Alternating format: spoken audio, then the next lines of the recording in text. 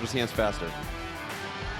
The Eagles won the toss and they defer to the second half, so we'll get a chance to see this Louisville offense and Malik Cunningham first.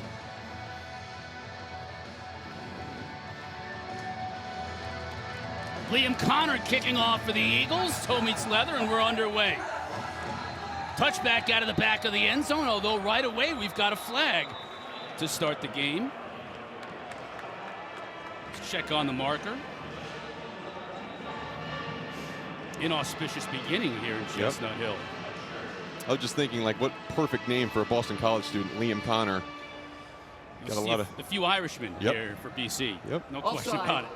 On the kicking team, 5-yard penalty will be added to the touchback spot. First down. They'll add 5 yards onto it, according to Riley Johnson, our referee. Boston College offsides on the kickoff. And to clean that up. But here's Malik Cunningham. Really on the cusp of breaking some of or all of Lamar Jackson's records. Passing records, a little bit out there because you got guys like Chris Redmond who put up huge numbers over the years at Louisville. But anytime you're close to Lamar Jackson in terms of records, you've had a pretty good career. Yeah, I'd say so. Tyon Evans running the football, got some room and bangs his way to about 11 yards and a first down.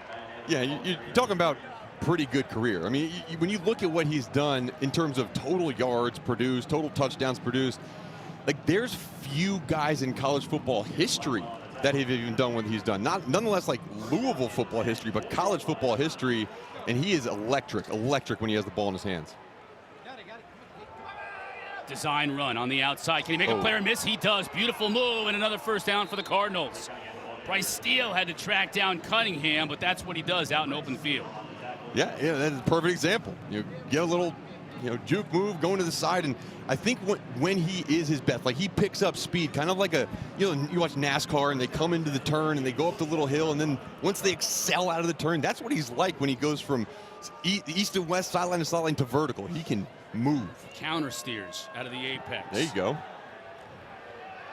Pass out to Amari Huggins-Bruce, who lost his footing. We have had some rain here today, and unfortunately for Larisha down on the sideline, we think that's going to continue throughout the rest of the afternoon, which might make this track here at Chestnut Hill and Alumni Stadium a little bit slippery.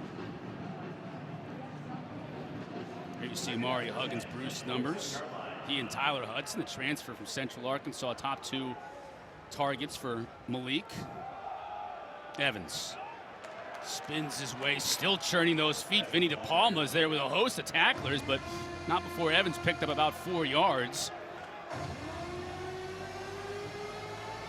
Tyon Evans, the transfer from Tennessee, ran for 525 yards last year and 6 touchdowns in Knoxville. He's been a big shot in the arm for them.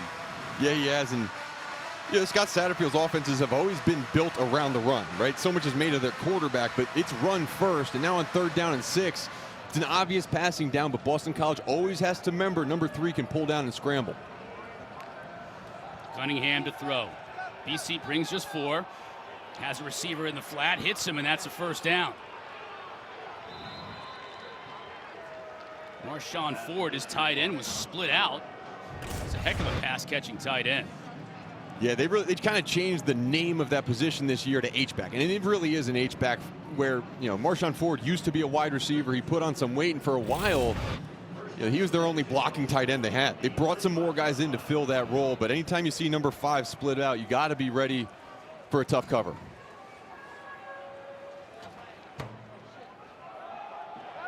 Nice job defensively to cut down Jawar Jordan in the backfield for a loss. Yeah, you get Cam Horsley getting into the backfield really quickly, and Boston College defensively, their defensive line, I think, is much improved from last year. They lost Sheeta Salah, who might have been one of their top pass rush guys, but when you watch their past few weeks playing, even in the Florida State game where they got trounced, their defensive line really did hold their own. It was a good job making a play in the backfield. A pistol look here. Cunningham with the fake, looking downfield over the middle, has a receiver wide open and connects.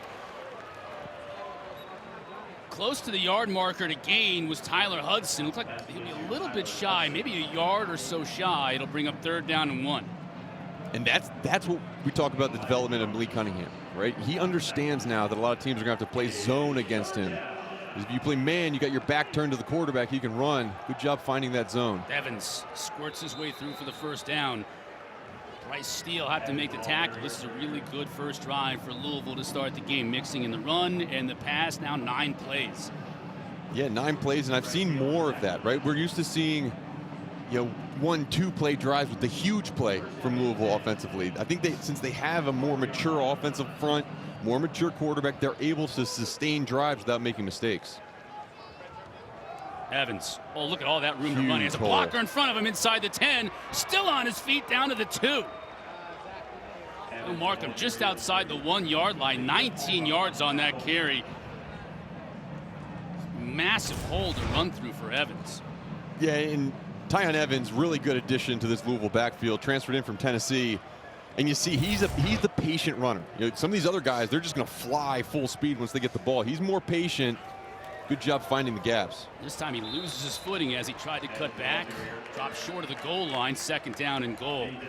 This offensive line, we talked about Boston College's offensive line at the start, Mark. This line had 4 returning starters from last year, a combined 123 career starts. They're experienced. Yeah, they're experienced, and they also have a preseason first-team All-American in left tackle Caleb Chandler, who, he's the anchor of this line. He's dominant. Evans still churning his feet. Right on the goal line, and they'll mark him just shy. We do have a marker down on the far side.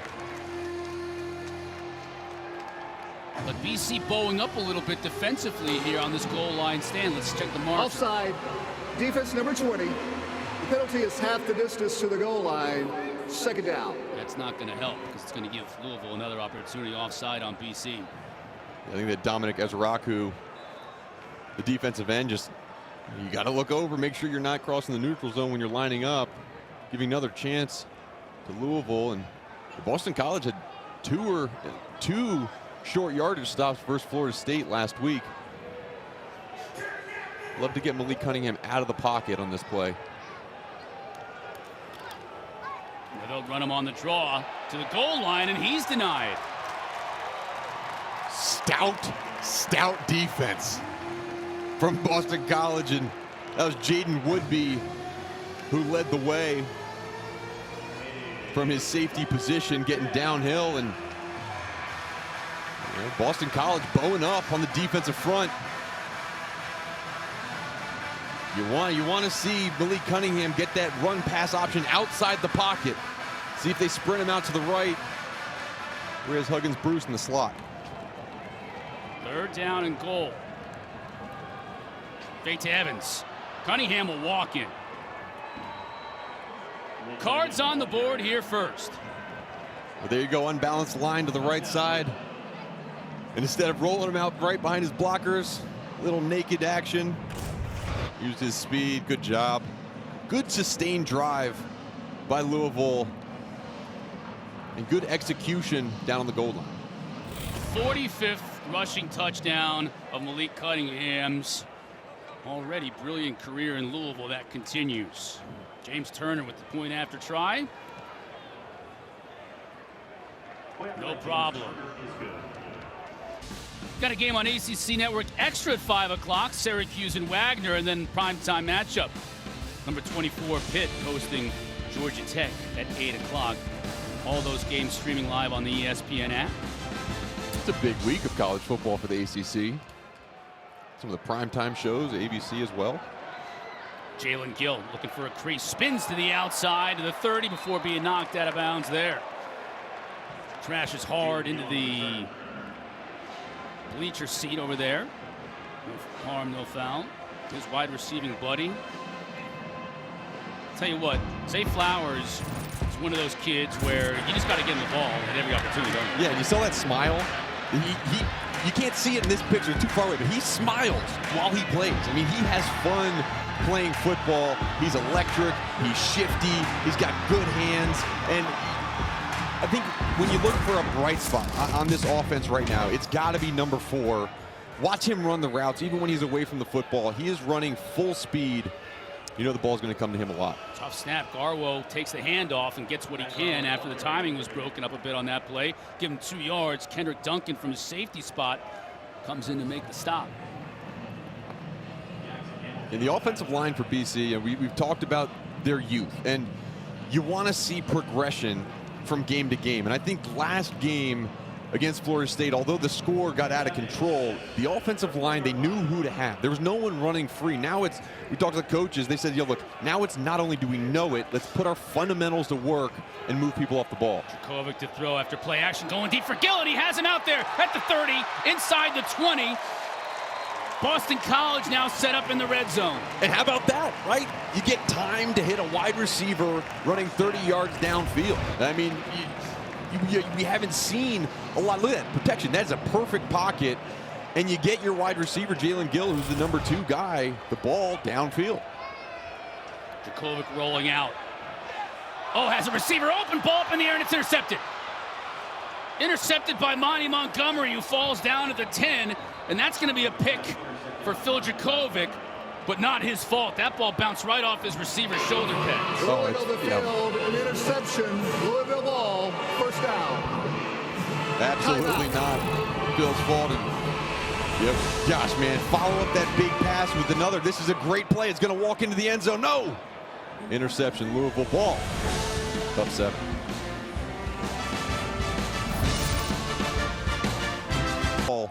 And those tips and overthrows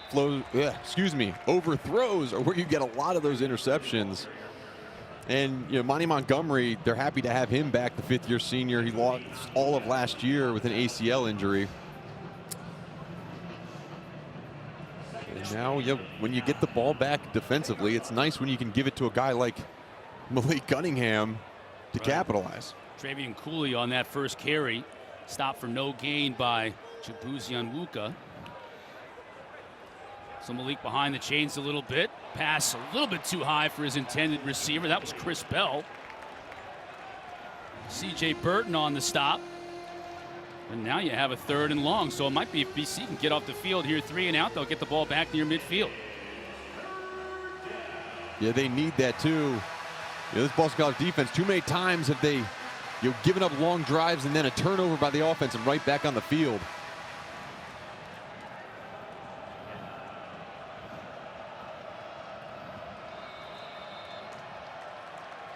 Timeout on the field by the Cardinals. Timeout. Louisville, first of the half. Coach Satterfield not liking what he saw, wants to talk things over deep in his own territory. We'll take a quick break. Cardinals facing a 3rd and 9 when we come back. Full media timeout. A 9 for Louisville, deep in their own territory after a BC interception thrown. Can the defense get off the field? Yes, they can. They swarm Malik and drop him inside the 10. Ty Clemens leading the charge along with Cam Arnold. Boston College said, look, we're just going to go man-to-man, zero coverage and bring everyone else. And it's just a really good job of collapsing the pocket. You even kept it running back in the block, but just too many guys up front. And good job by Boston College. Good job by Tem Lukabu, just kind of throwing it all out there. Look, we're just going to send everybody. And the play was made. At this point, you might as well. Now, Mark Bassett, who's a heck of a punter, 9th in the country, coming in terms of per punt average, letting one go from his own end zone. And Zay Flowers won't be able to catch this one to return it. It takes a Cardinal bounce. Dropped at the 49, and Boston College offense back on the field after a 44-yard kick. With the offense a little bit of a reprieve, Mark. Throwing the pick deep into Louisville territory, but they get the ball back in Cardinal territory for their 2nd drive of the day. Yeah, that was a mature series by Boston College defense.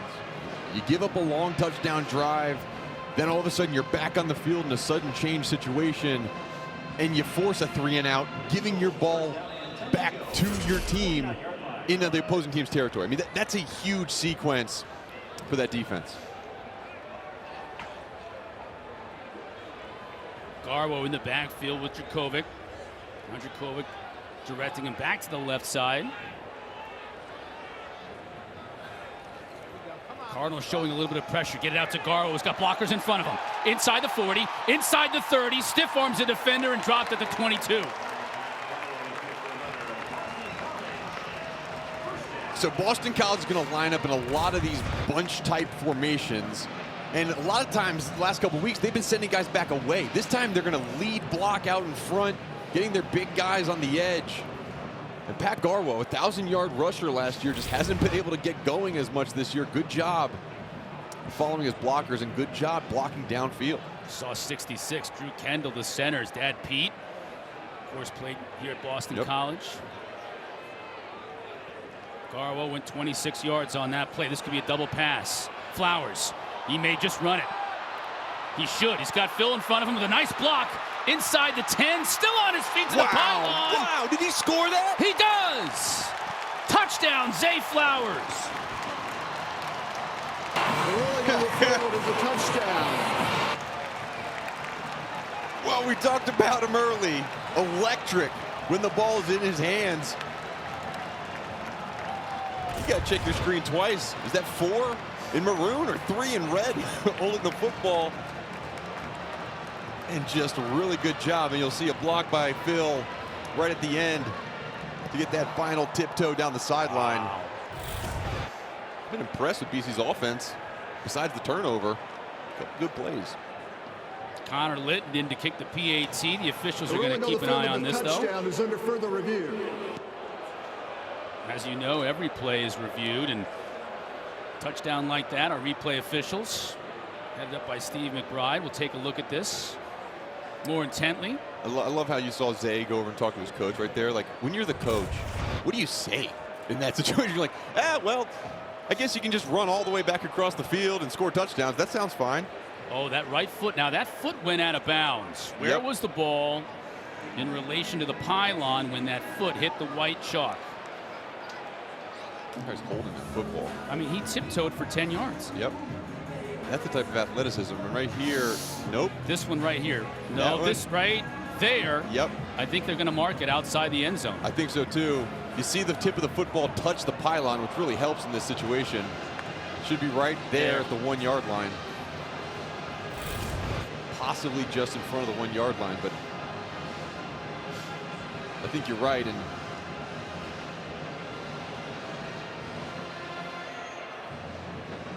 our referee, Riley Johnson, in conversation with our replay staff up here in the After booth. further review, the runner was out of bounds at the 1 yard line. The ball will be placed at the 1, first and goal. They saw what we saw, first and goal, Boston College, after that electric run by Zay Flowers. yeah, it was a great individual effort by Zay, and then good job by the rest of the team understanding that, okay, we're having a running back cross field. Let's not hold. Phil got out in front to block. Phil's 6'5", 215. He's a big dude. And with Zay not walking back in the field, you got to imagine that they're going to try to pound Garwo up the middle to punch this one in.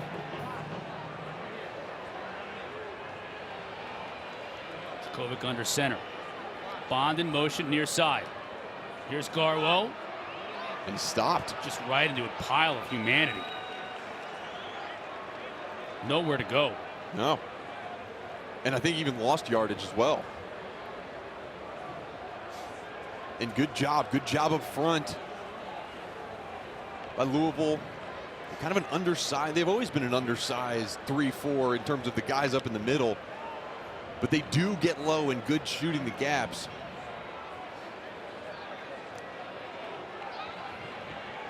Flowers back in the game, tight on the top of this formation. Jurkovec looking to throw.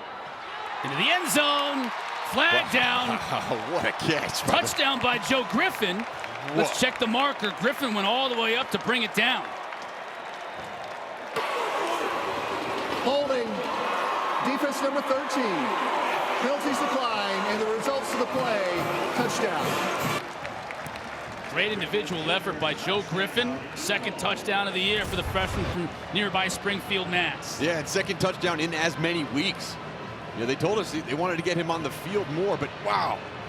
The touchdown last week was kind of in garbage time versus Florida State, but that was a big boy play. And how much can this offense benefit from having a 6'4", 200-pound receiver making some plays on the outside, freeing up some room for Zay Flowers. Good job capitalizing down the red zone. Connor Litton with the PAT. We're all knotted up at 7 at the 4:34 mark of this first quarter. Super fans will ring the bell here in Chestnut Hill, and that drive, certainly the big play was made by number 4, Zay Flowers, to get him down into scoring position. Finished up by Joe Griffin. And you see, look at that, Dominic Ezeraku, defensive end, coming over and saying, good job.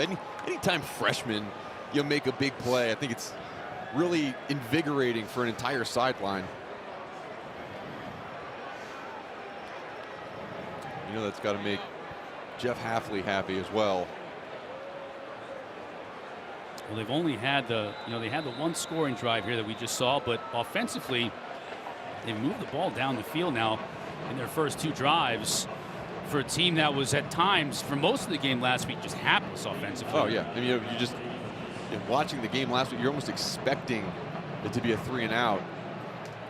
Right now, the way the offense is playing, it's going to put pressure on Louisville to move the ball themselves. WR Jordan tackled at the 21. Let's take a look at our marathon drive recap. Started on the Louisville 49. Yeah, great field position because of that stop by the defense, and they got that quick toss outside to Pat Garwell, got the running game going, and then this was just, there's supposed to be a double pass, which Zay Flowers just does his own thing, gets down to the 1-yard line, and then they threw it up for big number 2, and he mossed him. Good catch. Going against the best cover corner on this Louisville team too, and Keitrell Clark.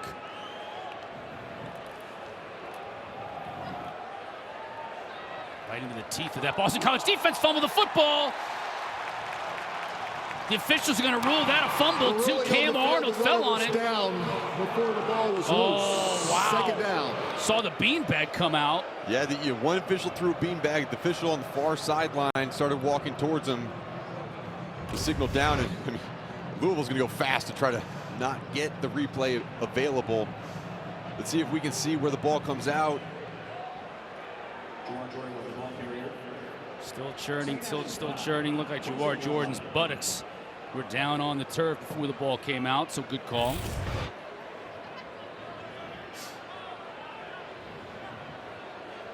Second down and 5.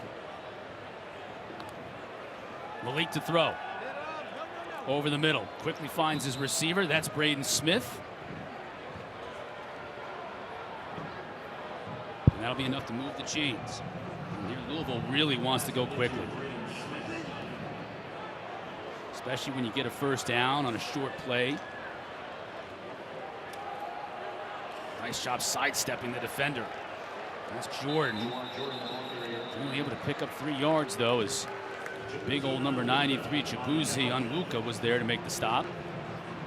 And I mentioned some of the running backs for Louisville are going to get the football and be already moving at full speed. WR Jordan is one of those guys. I mean, if he is going to run straight downhill at a high tempo, good job by Chibuzi to bring him down. Pressure on Malik. He's chased out of the pocket.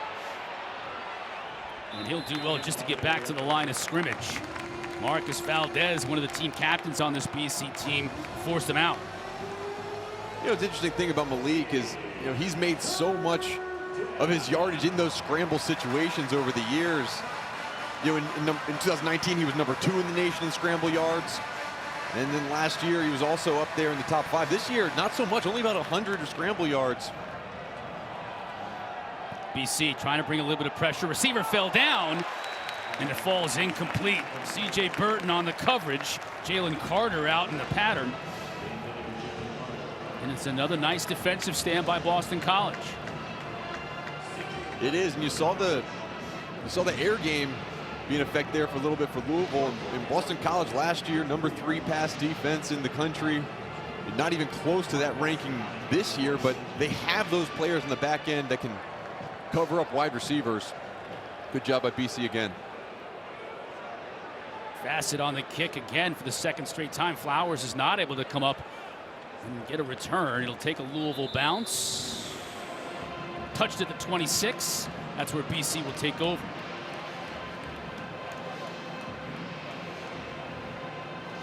Coach Hafley in his 3rd year at Boston College, Mark. You think about it, first year, COVID year, as difficult as that was. bowl eligible but opted not to go. Last year they were going to a bowl game and it got canceled. Yeah. So for him, he hasn't really had that end of the year reward for a good season. Hoping that it was going to be this year, especially when you have upperclassmen like Jurkovec and Flowers and Garwo. Just hasn't worked out that way so far. Now he's going to run with it. Spins and stays on his feet and pays the price. Got hammered from behind after a 4-yard pickup. Ashton Gelati was there to introduce himself to Phil Jurkovec. And Ashton Gelati looks like he might be banged up. Injury timeout. He is second on this team in sacks, the sophomore defensive end from Boca Raton, Florida. They really like how he can rush the passer, progressed in his second year, but you mentioned kind of the lack of bowl games, and not for coaches and for teams, it's not necessarily the experience of the bowl game that is really beneficial.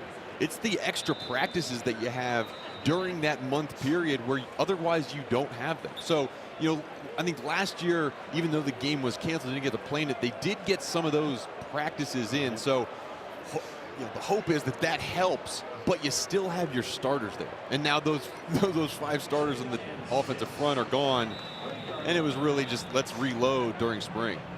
One of those starters that they expected to come back and anchor this offensive line was Christian Mahogany, who tore an ACL before the season began.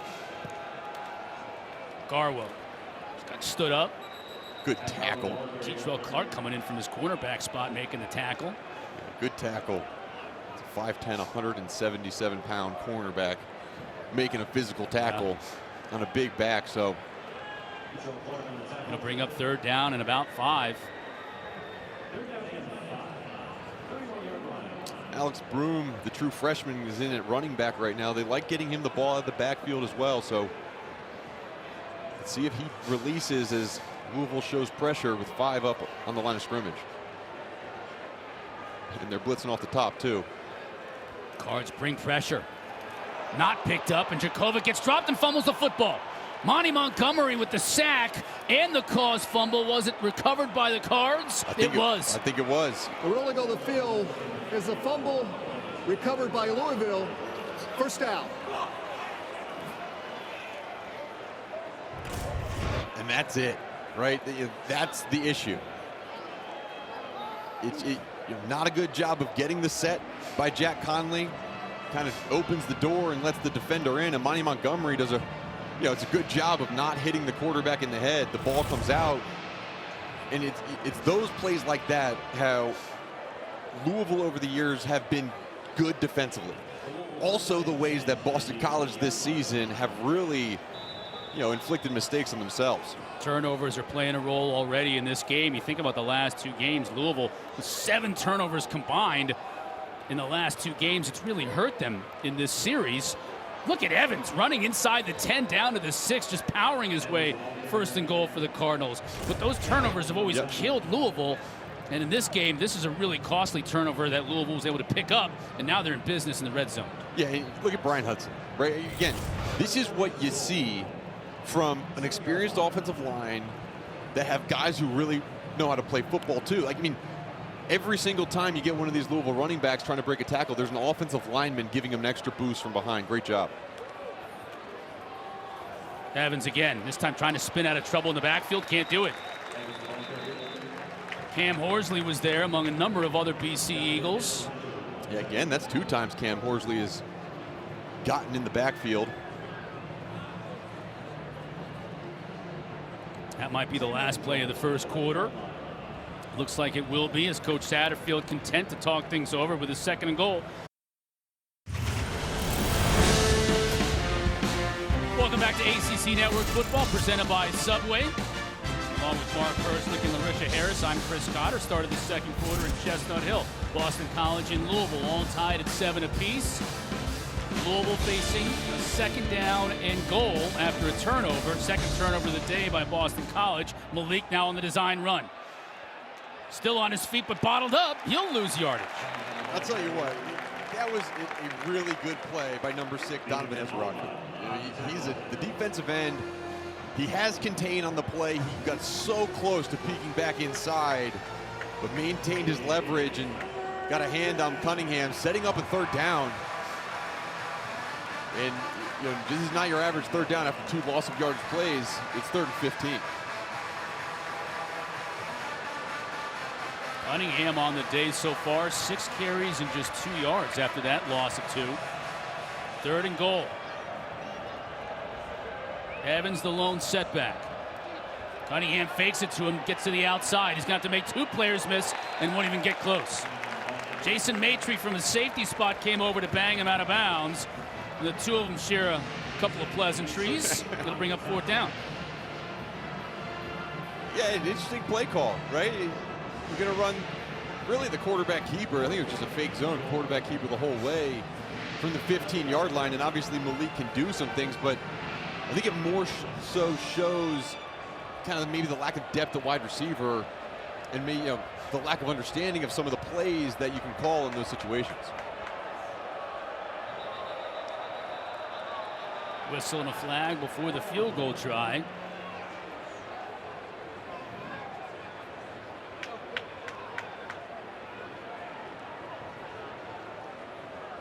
Referee Riley Johnson's already had a busy afternoon.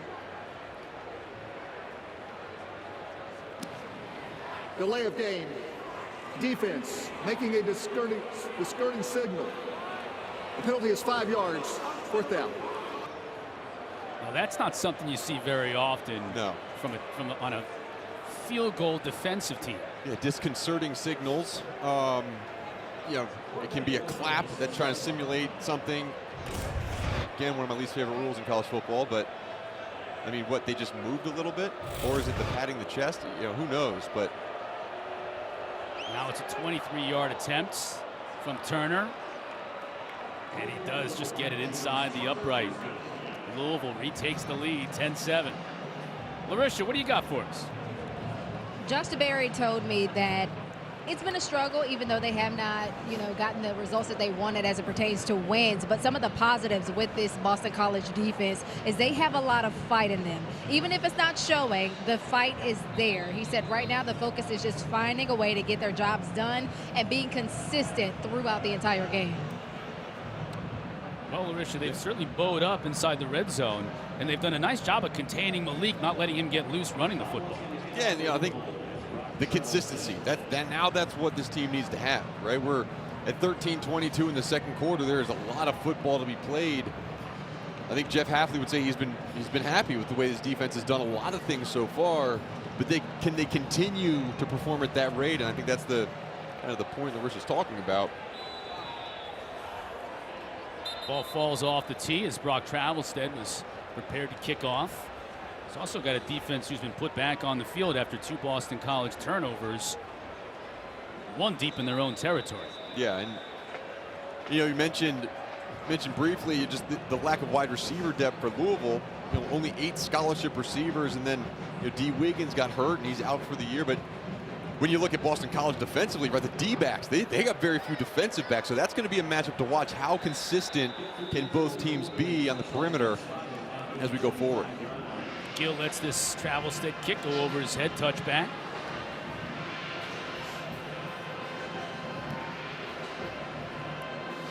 Man, what a year. What a couple of years it's been for Phil Jurkovec. He transfers in from Notre Dame. And that 2020 COVID year, he was phenomenal. He was on fire. And then last year gets hurt in the second game of the year, comes back towards the end of the season, didn't have the production he wanted. Obviously, the beginning of this year just hasn't turned out the way he wants it either. Still got time to turn it around, but there have been some frustration for number 5. Broom, good blocking at the point of attack, into the second level, down to the 40.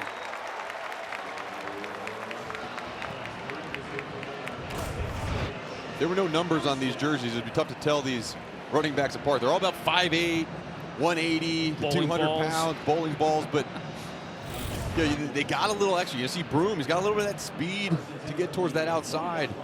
Good running, good blocking, good holes up front. Also a nice little patience there from a true freshman. Agreed.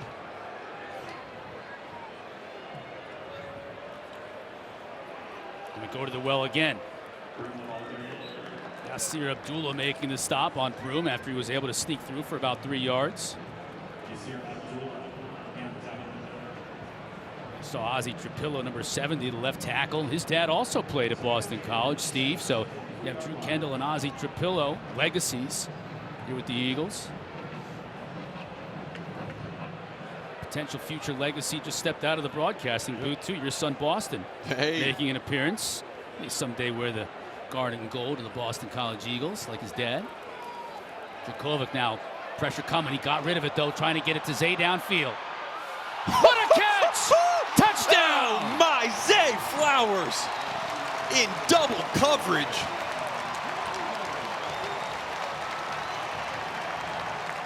Just threw the ball up to Zay, and what an adjustment.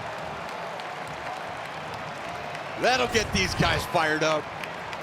And that's a confident throw. This ball is thrown right now. And it's thrown then, and watch I mean, that's really good coverage, but yeah, that's what's going to allow Zay to play on Sundays. It's not only the speed, but it's the ability to catch the ball when there's defenders around him. Big play. Litton makes good on the try. Eagles back on top. We told you in the open, keep an eye on number 4. What an unbelievable catch. Stoking the Eagles. Liam Connor to kick off for Boston College. Jawar Jordan is going to get another opportunity here from his own 6. Near side, blockers in front, 30 to the 40. Before finally being forced out by the kicker, Liam Connor at the 44. Good field position for Malik in this offense. Larisha, what's going on? We just saw Phil Jurkovec connect with Zay Flowers, and even on the sideline, those two did the same thing. He came over to his receivers and just said, hey, this is what we've been waiting for. This is what we can do. Phil even told me this week, we have the ability. We know we can get it done. We just have to put it together. And he, again, commended his guys and said, hey, we're putting it together. Let's continue. Yeah, Louisville known for their big explosive plays, Marcus, you mentioned earlier, but it's been BC, especially in the passing game. 57-yarder to Flowers there for the score, and earlier a 50-yarder to Gill that got him in position. Let's see how Malik responds. Pump fake. Tries to get it back to his receiver, and a good job defensively that time by Elijah Jones, preventing Hudson from making the catch. It happened right in front of Hafley, right? And Hafley, a defensive DB coach, says that's the way, young man. React back. Good job in the scramble drill, finding your receiver.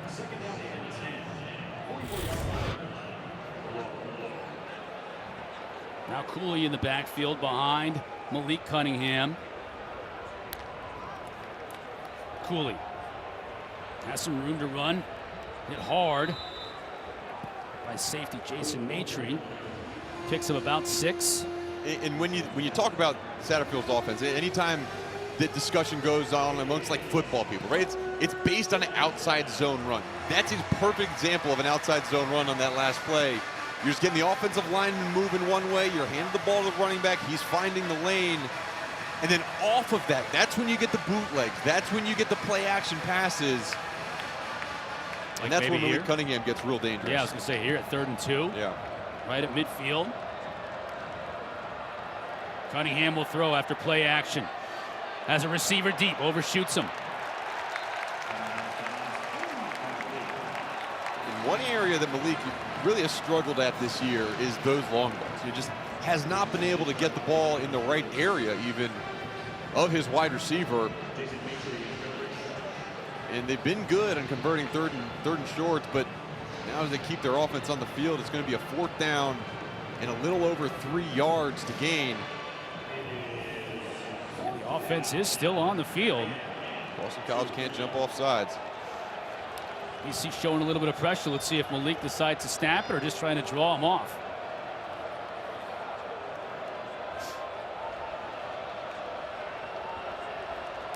They're going to go for it. Malik will carry it himself and tripped up shy of the yard to gain. As Zaraku was there to make the stop, and this defense is rightfully so fired up. Another phenomenal play by Donovan Ezaraku. And it's hard. It's so hard when you have a guy like Malik Cunningham to just contain him. But Ezaraku, watch number 6. Look, that's a phenomenal job of keeping your shoulders square to the line of scrimmage, not letting that little outside move fake adjust you too much. and then going in and getting a grab. Got to work on his dance skills. But that was a great play. Cunningham with just 35 yards of total offense through the first 20 minutes of this game. And Chris, you think back to the loss in game 1 versus Syracuse. It was Syracuse could hold Malik Cunningham in check. All kinds of time for Jurkovec. Just a little bit high for Jeremiah Franklin. The tight ends on this team. Ninkin's on coverage. Yeah, Franklin's got to see the field more. You're watching him last week in his first real time as a true freshman. He's 6'4", 220 pounds, but he's got some speed, and he can really clear out. Boston College is going to run a bunch of these combo routes where they're getting wide receivers tight together, and too often, the guys who run in the quick game, Zay Flowers type, they're not able to get their routes going because the tight ends aren't clearing out fast enough. I like what I'm seeing from Jeremiah Franklin.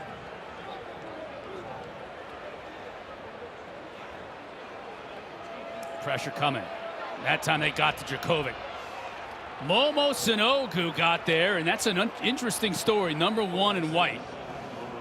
Transfer from Ole Miss. Started playing football for the Rebels in 2017, and because of COVID, he still has this year of eligibility left. Yeah, and he comes in, and as a first-year player, as a grad transfer, he had the most votes for a team captain from not only the defense, but also the offensive side. I mean, when you talk to the players around him, like, how did this happen?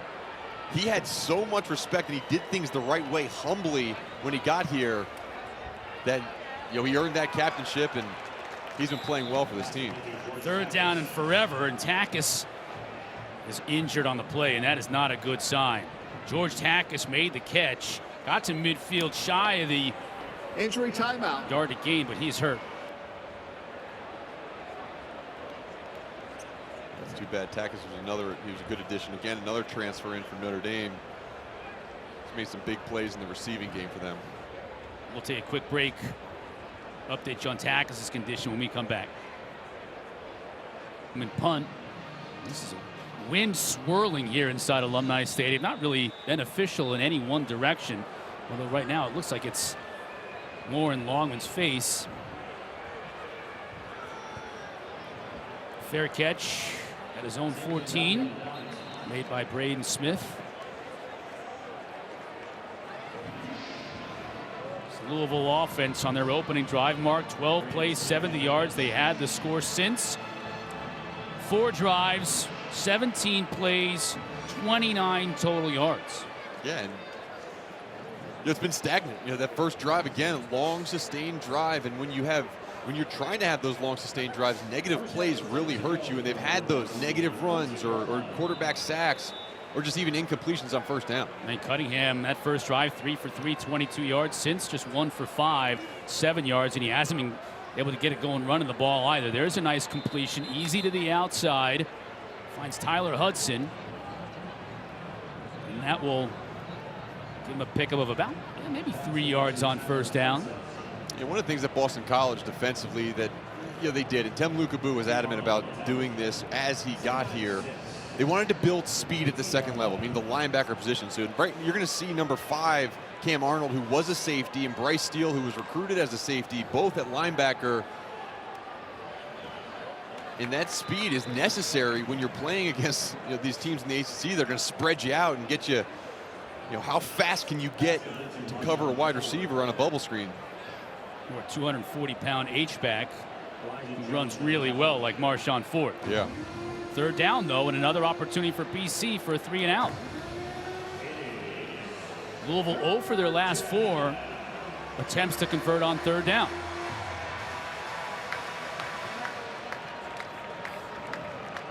Unbalanced formation again for Louisville. His hand up in the middle to Jordan, and he's stuffed right at the line of scrimmage. Maybe fell forward for a yard. It'll be close.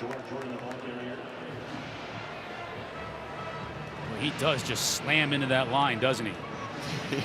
He does, and he is. There's no tippy-toeing. If there's a gap there, he's gone. If there's no gap, then he's not. And we'll see where they do mark him is really close. We're gonna have a measurement. Lost art in college football of the measurement. It'll be 2 measurements in 2 weeks. That's right. It'll be the only 2 that we've seen all year.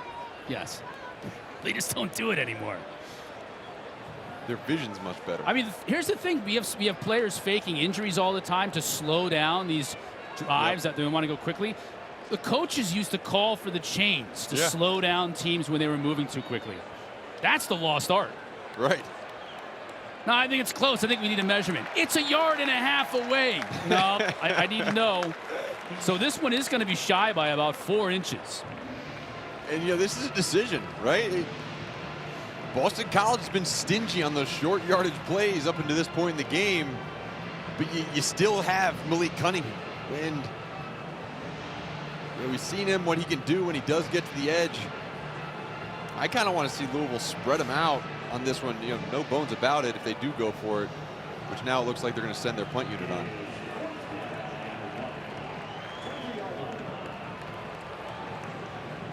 Mark Vass hit the Aussie back to punt for Louisville. And you see Boston College defensive line all signaling each other, listen, don't jump off sides.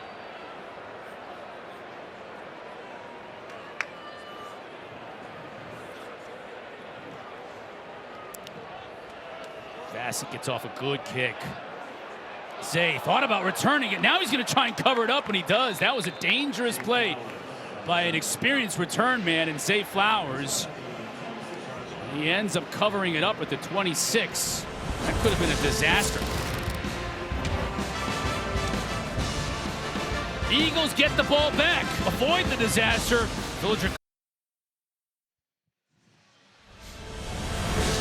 Cards back on top. Now for today's Aflac trivia question. Last week, Malik Cunningham, he became the 8th quarterback in NCAA history to pass for more than 8,000 yards and rush for more than 3,000 yards in a career. Who was the last quarterback to do this? I know some that have, but I don't think they're the last ones to have done it. Yeah. Brad Smith at Mizzou. I mean, it could have been Lamar. I don't think he had played long enough or enough games. Cody Fajardo, I know at Nevada, I think did. I think JT Barrett. Colin Kaepernick probably for did. sure did. I think Colin Kaepernick is the all-time leader in total offense in NCAA history. We're going to reveal the answer quickly. We're not giving you any time to think about it. We got to move on. The last one, Jalen Hurts. There you go. You don't think about it because he did in 2 different spots. We forgot about the whole Big 12. Yeah. Right? Like, everybody in the Big 12 is going for Mayfield. 8,000, 3,000. Yeah. Well, Malik's having a harder time today adding to those totals, although he's getting some help from Boston College because they're turning the ball over to Louisville in great field position.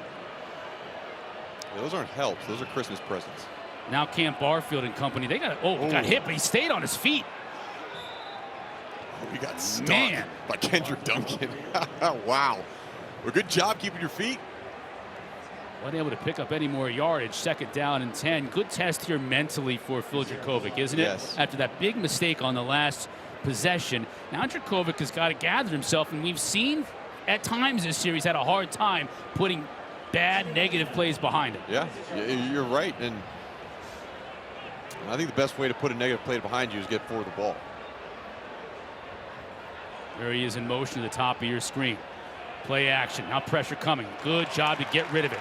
Finding Gill, and he's close to a 1st down and got there and more. Bowling over a couple of defenders to move the sticks. Good play design by John McNulty. You bring Zay on the motion. You get some defensive back running with him, and then you bring across the field Jalen Gill, who the coaches have been waiting to step up. I mean, Jalen Gill, a transfer from Ohio State, they had a lot of hopes for him when we initially got here. And he's had spurts. He's had moments of greatness, but they want that consistency. This has been a good game for him so far. 2 catches, 68 yards. Obviously, that one long 50-yard catch. Came into the game with just 7 catches for 108 yards on the entire season. So more involved today. Play action. Jurkovec has time. Moves in the pocket. Finds Gill again downfield. And again, it's you get some scraps sometimes, right? When you get number 4 on the field and you're running routes alongside him. Good clear out route by Zay Flowers, bringing 2 defenders with him. Jalen Gill found that open zone, and you talked about how Phil was going to react. Good job by McNulty saying, look, we're going to put the ball in your hands, let you throw the ball again, build your confidence on this drive.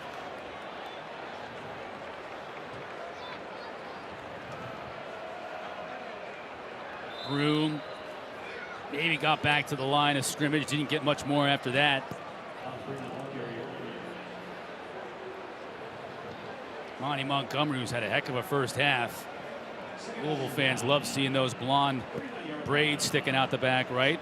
ACL injury all last year. Didn't see number 7. Now he's back, and he's back in business. I'd say, you know, as a former linebacker, there's certain guys that just pop out in film, and Monty Montgomery, he's one of them. You know, especially before that injury. I mean, he would fly downhill, and he would just lay his body on the line to hit people. Broom got room, bounces it outside, still on his feet, inside the 20, okay, to the young pylon, man. And he'll score. 40 yards for the freshman from Nashville, Tennessee.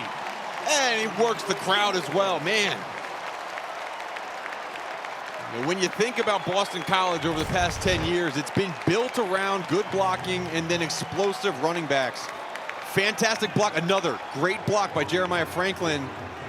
And it's, you know, it's hard to tackle a guy who's that low to the ground and that solid. Another good run by this Boston College backfield. First career rushing touchdown for Alex Broom here at BC. Had a receiving touchdown earlier in the year. What an answer. Great answer for this BC offense after an absolutely disastrous turnover deep in their own territory. They get the ball back and march downfield for the score to retake the lead. And number 5 kept his head. The coaches allowed the ball to be back in his hands, not letting the pass turnover mess with your brain or even the pass turnovers from the last couple weeks. And then that was a great move, capped off by a run from a blossoming young running back out of Nashville, Tennessee.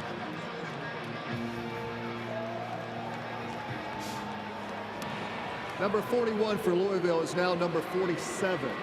Once again, number 41 for Louisville, now number 47.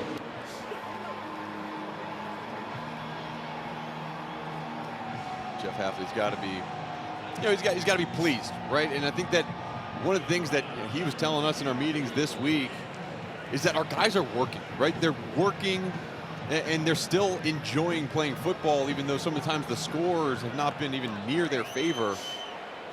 And to be able to put together some success,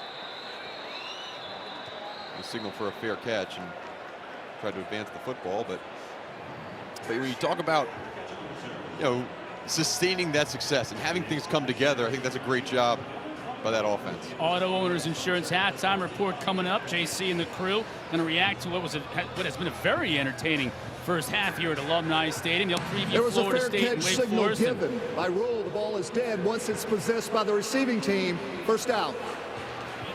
Thank you, Riley. And then Holly Rowe goes behind the scenes with the Clemson Tigers.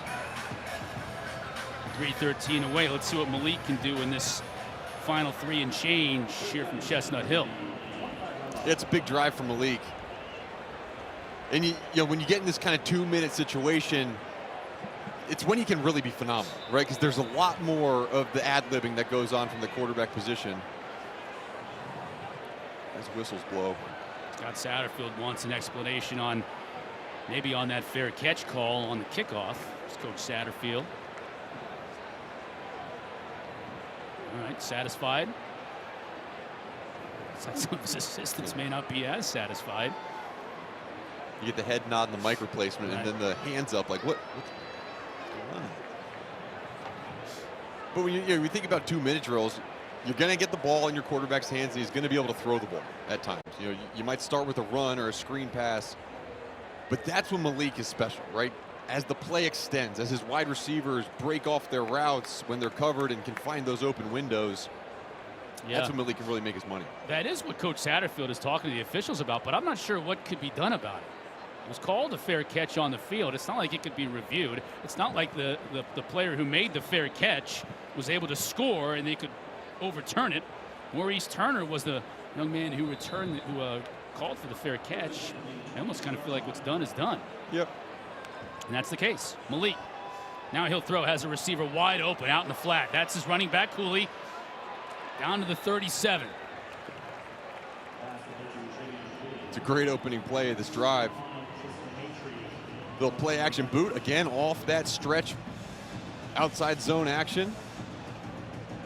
You get a running back coming out, matched up with a linebacker, and found by Cunningham.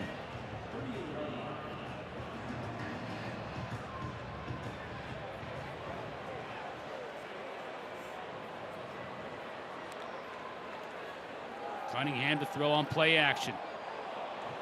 And a miscommunication between he and Amari Huggins-Bruce. He went outside, Huggins-Bruce went inside. It's incomplete. Yeah, a little miscommunication too, and looked like Elijah Jones, who was on the coverage, got a little bit of grab, got away with.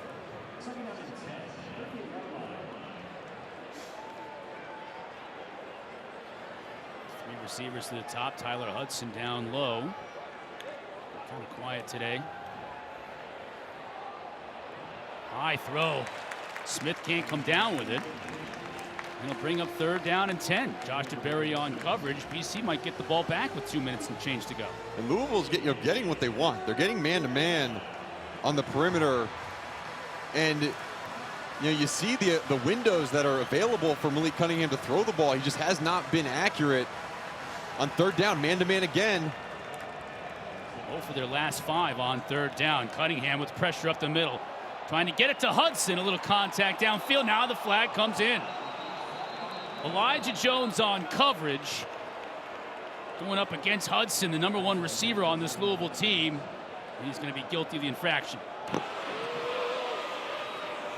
Pass interference, defense, number 20, 15-yard penalty, automatic 1st down. Yeah, and this was the reason it was called a pass interference was because the receiver kind of ran the wrong route, a little stutter instead of just a go route. And with that little stutter, Elijah Jones stopped his feet and grabbed on. Good call.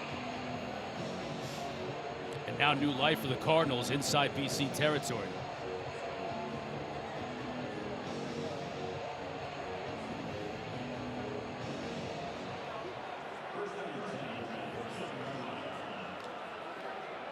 Fake to Evans. Malik to throw. Try to get it to Hudson, back shoulder. That's a beautiful pitch and catch. That's a first-year receiver in Tyler Hudson, who had unbelievable numbers at Central Arkansas before transferring in, Mark. 167 catches, 3,062 yards, and 26 touchdowns at Central Arkansas. Say what you can about the competition, but that's amazing. Yeah, and especially at that wide receiver position, a lot of that translates over. It's about feet, it's about quickness, it's about running the right route depth, and then being able to catch the ball in traffic. They like that matchup, obviously went to it twice in a row. And being on the same page as your quarterback for sure on that back shoulder, which they were. So another 1st down for Malik. Now underneath. Tried to get it to Braden Smith, but it bounced into the breadbasket. Jason Maitre on coverage. That'll stop the clock at 1:55, and it'll bring up a 2nd down. Boston College brought a little bit of heat on that last play, and that's one that Malik Cunningham, again, he can make that pass. He's got to get the ball up. Malik will run it. Evans with a block. Look at those legs. It's inside the 10 now. Powers his way right down to the 2. He has that extra gear. He waits for the hole to open, even 20 yards downfield, Mark, and then he hits that 6th gear. Yeah, and he moves at a different pace than everybody else. And he's not going against slow people, but he eliminates angles almost instantly. And that's what speed does, is you think you got a good angle, and it just gets eliminated. Good job by DeBerry after missing the tackle, retracing, and finally bringing down Malik short. But just a phenomenal run. 1st and goal. Give to Evans. Met at the line of scrimmage. He also powers his way toward that line. I think he's going to be short.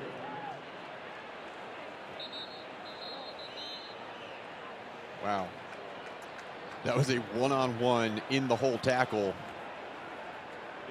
for Boston College, and just a good job of stopping the momentum of Evans. That's Vinny DePalma in there. Vinny DePalma, he's the kind of like that old school run stopping backer. Boston College, first of the half. Please reset the game clock to 1:13. Let's put 1:13 back on the play clock. Thank you. Hafley wants the timeout.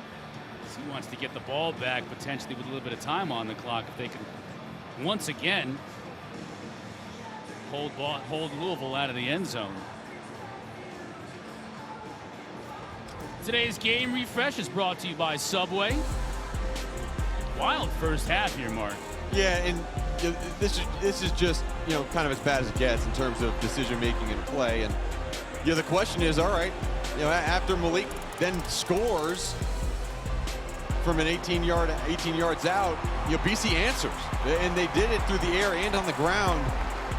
And then Louisville gets the ball back, and right away they march down the field, you know, behind a phenomenal play by Malik Cunningham and Tyler Hudson, big catch on the outside.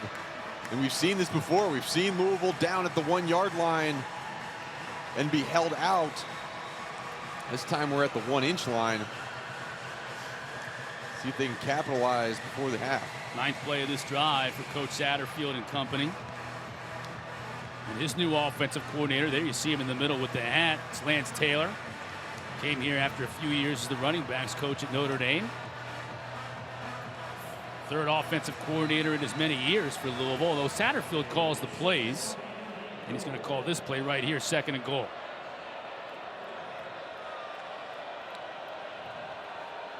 Evans met and dropped back. That's going to be a loss. Flag on the play, though. That play may not have been run. You got a flag on the play. Offside, defense number 20. Penalty is half the distance to the goal line.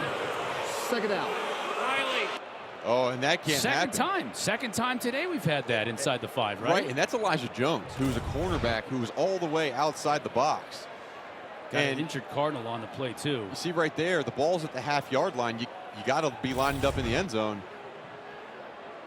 That's Tyon Evans, the ball carrier, Mark. Man. He's unhappy with his current situation as he was on the bottom of a big old pile at the 1. And you can see the ball marked at half distance is not the killer. The killer is the extra down that you're giving Louisville and Malik here inside the 5. And Evans gets up and will walk off under his own power. Looks like a solid boy right there. Solid runner. I mean, to see him up, and because with his expression, I mean, he looks super frustrated. And I think maybe he wanted to get that half inch, but Louisville has chosen to wind the clock once the ball is ready for play. However, Boston College has chosen to use their second charge timeout to prevent that. So Boston College has charged their second timeout 30 seconds. Well, there you go. Right. And that's a Boston College move, signaling that, hey, we have some big plays. Like, you know, we're having these big plays. So if we do get the ball back with about a minute left to go, we have an opportunity to get in the end zone. And, you know, that was a really good stop by Boston College defensively. But again, another unforced error by Boston College, lining up in the neutral zone for the 2nd time.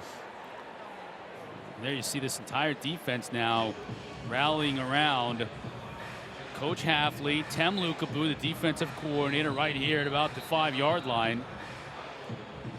Got to eliminate these mistakes. Yeah. I mean, you're giving Malik Cunningham extra downs. You are.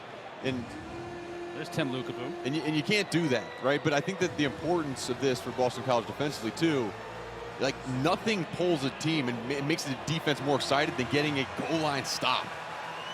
It's going to be hard to do with number 3, and they got the big back Trevion Cooley in the game.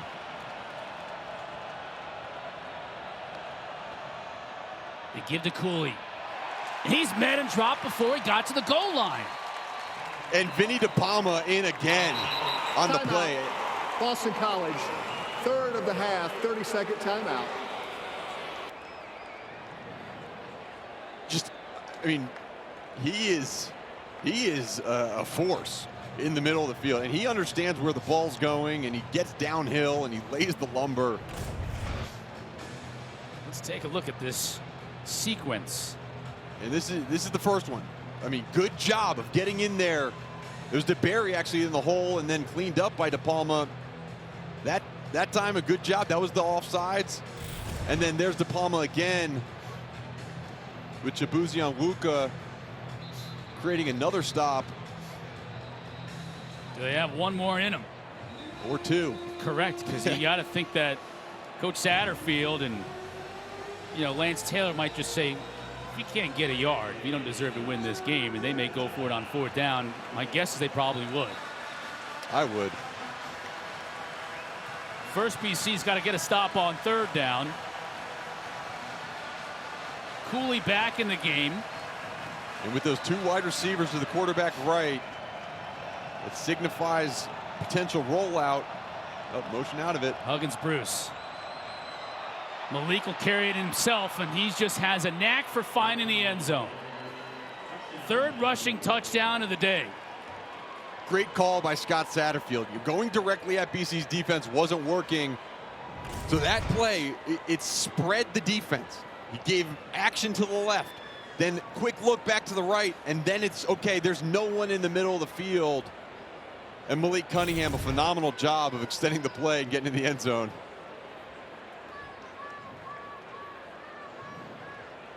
Watch the protection here. Obviously, the last extra point was blocked.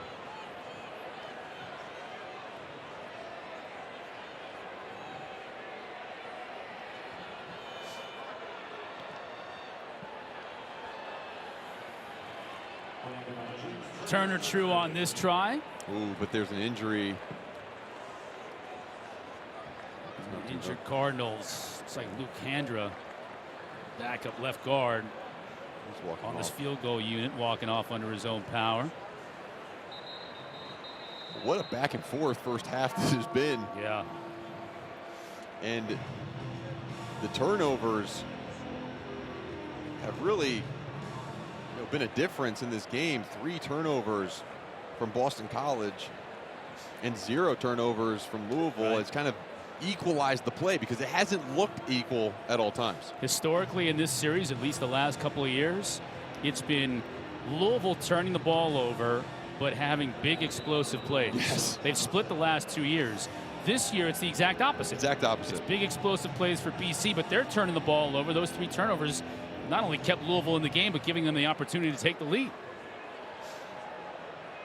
Here's Gill. He'll have an opportunity here from zone 3. Has blocking in front of him and a little bit of an alley that closed down, but he gets a good return out beyond the 30, and Phil Jurkovec and the Eagles will have 54 seconds left to go. Yeah, no timeouts. That changes the play calling by McNulty, where you can't start this off with a run or a screen pass where you know you're going to get tackled in the middle of the field. All these passes are going to have to go either past 10 yards to get a brief stoppage of the clock or towards the sidelines.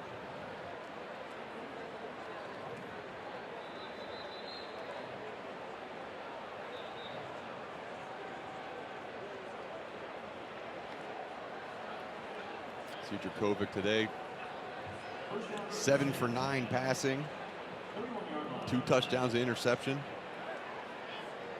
Obviously the costly fumble as well.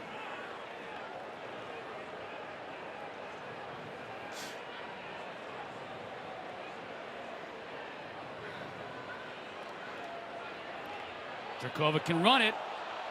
Oh, this time he throws it, and Broom has a lot of room.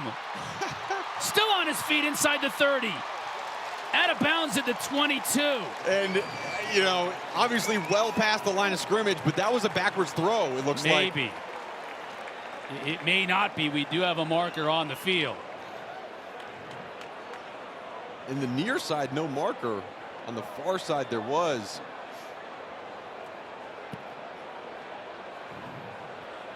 And that was my initial thought. I was like, what? Like, you're 3 yards in front of the line of scrimmage. You can't throw the ball. But if it was backwards, it can be legal. The effort was there, and the end result was there. Pass by the offense, the quarterback. 5-yard penalty from the spot of the foul. First down. But also a very dangerous play. Yeah. Let's watch. All right, the 31-yard line is where the line of scrimmage is, and he's well past That's it. a And loss of down pass. foul. It'll be second down after the 5-yard penalty. Yeah.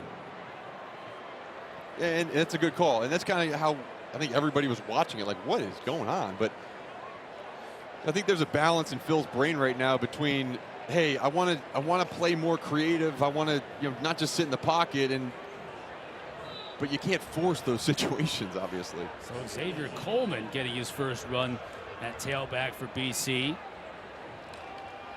He'll get the carry. Tackled from behind by Momo. Good play. And Boston College looks like they're just fine with letting the clock tick down. Timeout. Louisville, please reset the game clock to 32 seconds. Let's put 32 seconds back on the game clock. Thank you. Louisville not as content. Timeout by Scott Satterfield. I guess after that last play and after a couple of these plays he's seen Phil Jurkovec try and execute today, maybe he feels like anything can happen in the Well, final 32 seconds of this first half. I mean, that is the case. I mean, just, I'm almost holding your breath every time Phil gets the ball because you don't know. What's going to happen. Not necessarily in a excited way, almost like a whoa.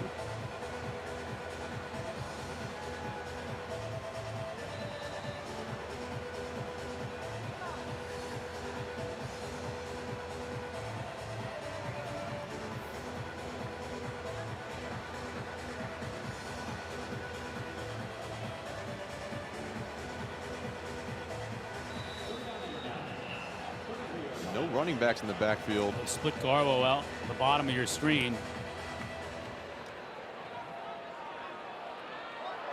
Gill makes the catch. All right, now there you go. This is the other problem too. You call a timeout, give them the opportunity when they're content being settled. Clock will stop temporarily while they move the chains for Boston College. Oh, and that's just a penalty. You can't snap the ball when a wide receiver's still in motion. And now they'll blow it dead. And with no timeouts, that'll probably be a 10-second False runoff start as well. on the offense. This qualifies for a 10-second runoff.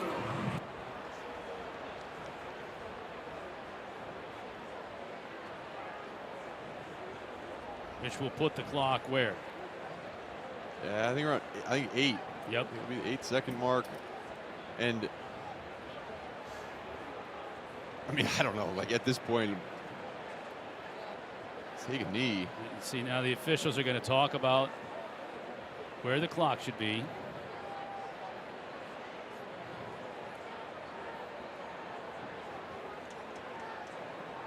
And the clock should run as they blow the When whistle. the false start occurred, the clock was at 21 seconds. They've chosen to remove 10 seconds from the game clock, so we'll take the game clock from 21 seconds down to 11, and the clock will start on my whistle. There you go. Challenging first half.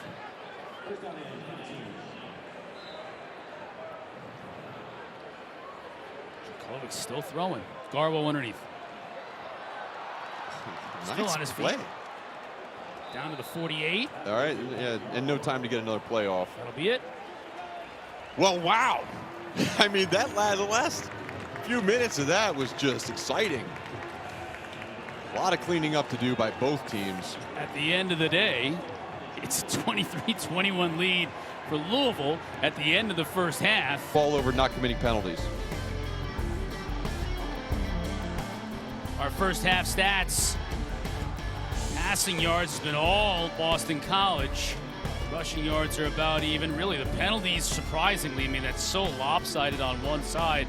Time of possession lopsided, and then the turnovers, those have been really costly, the 3 turnovers against Boston College.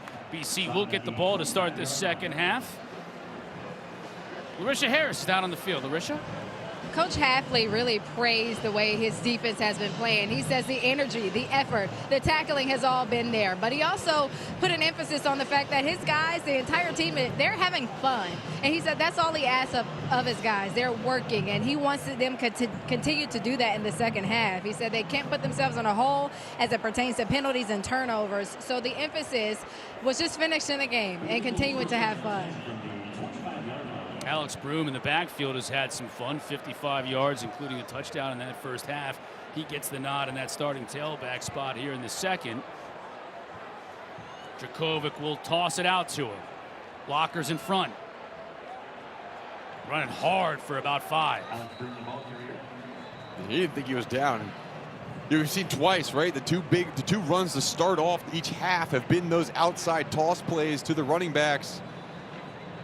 Louisville player down. That's Yaya Diaby. No, that'd be a big loss for Louisville defensively. Injury timeout.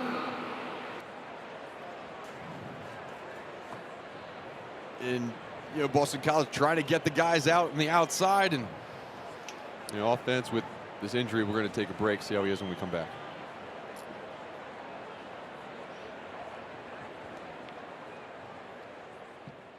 Diaby's okay, standing on the sideline. That's good news for Louisville fans. 2nd down and 5 for BC. Early going here in the second half.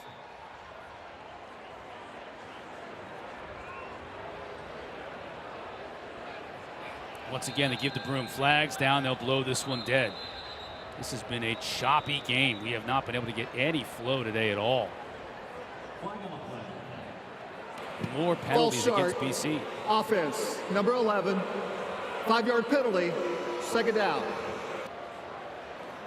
Mark, that's the 9th penalty of the day against Boston College. 0 penalties against Louisville. Yeah, they called on Lewis Bond, who I don't think was on the field. But either way, if it was on a wide receiver, you got to be a little bit better on the outside holding your water. 2nd down and 10.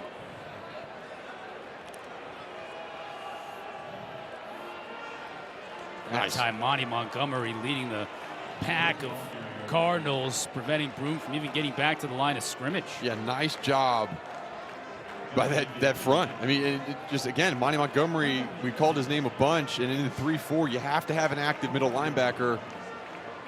Good job of getting to the football. And now this is one of the first times we've seen a 3rd and long situation. And look for that bottom side, that right side of the defensive line. For Louisville, you have Yasir Abdullah and Yaya Diaby both lined up at the bottom. Jurkovec to throw. Broom. Short of the first down. It'll make 4th and 3 as Yasir Abdullah back in the game, making the stop for the Cardinals, and this will force a punt from BC. Good 3 and out for that Cardinal defense to start the second half. Yeah, good play by Yasir Abdullah. I mentioned he was on the line of scrimmage. He dropped off, realizing that the running back was a quick release. Good job following him on the angle route and stopped him short of the first down.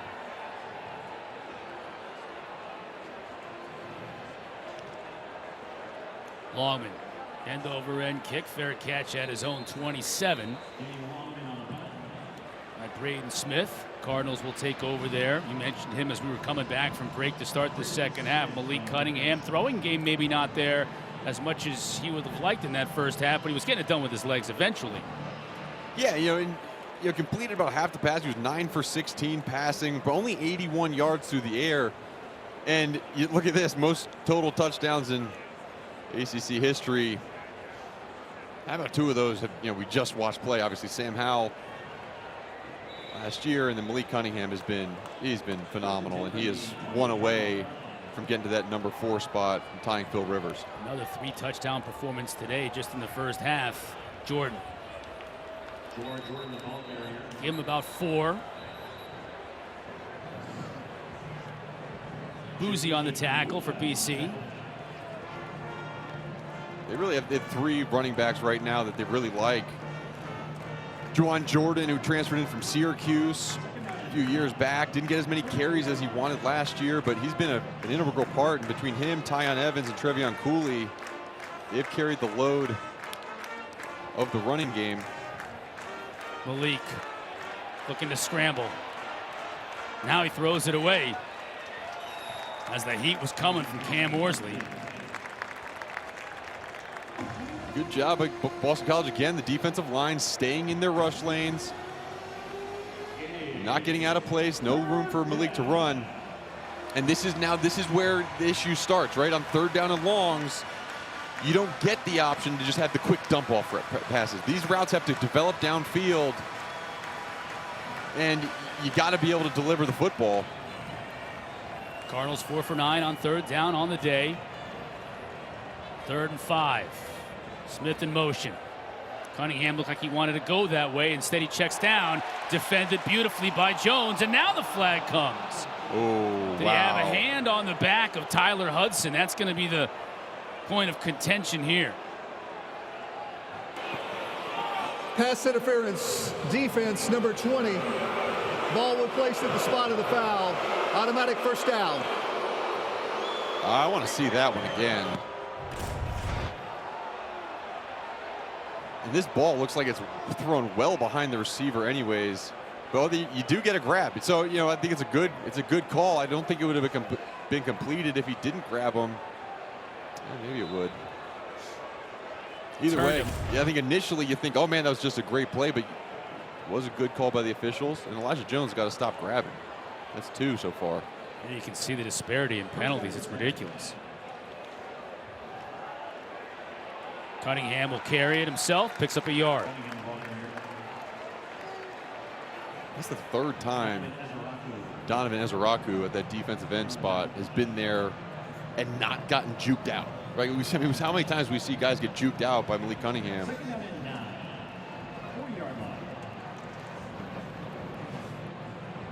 There you see Ezeraku and Horsley coming out.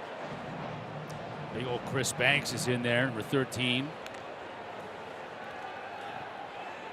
The Eagles bring 5 underneath. Cunningham finds his H-back Marshawn Ford.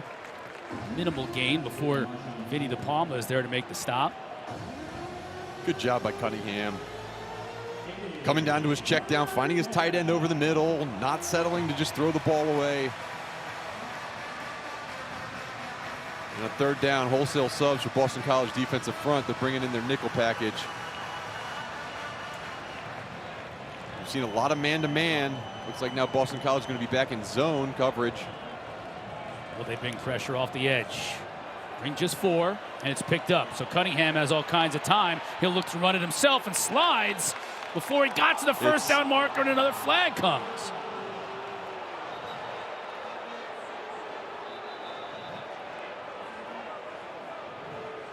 And Cunningham is shaken up a little bit. Yeah, man, let's hope he's all right. That was a really quick one. You know, some of the slides out in the open field, you know, it's obvious his quarterback's going to slide. This one was a real quick one, really close to that first down marker as well. And Cunningham does look shaken up.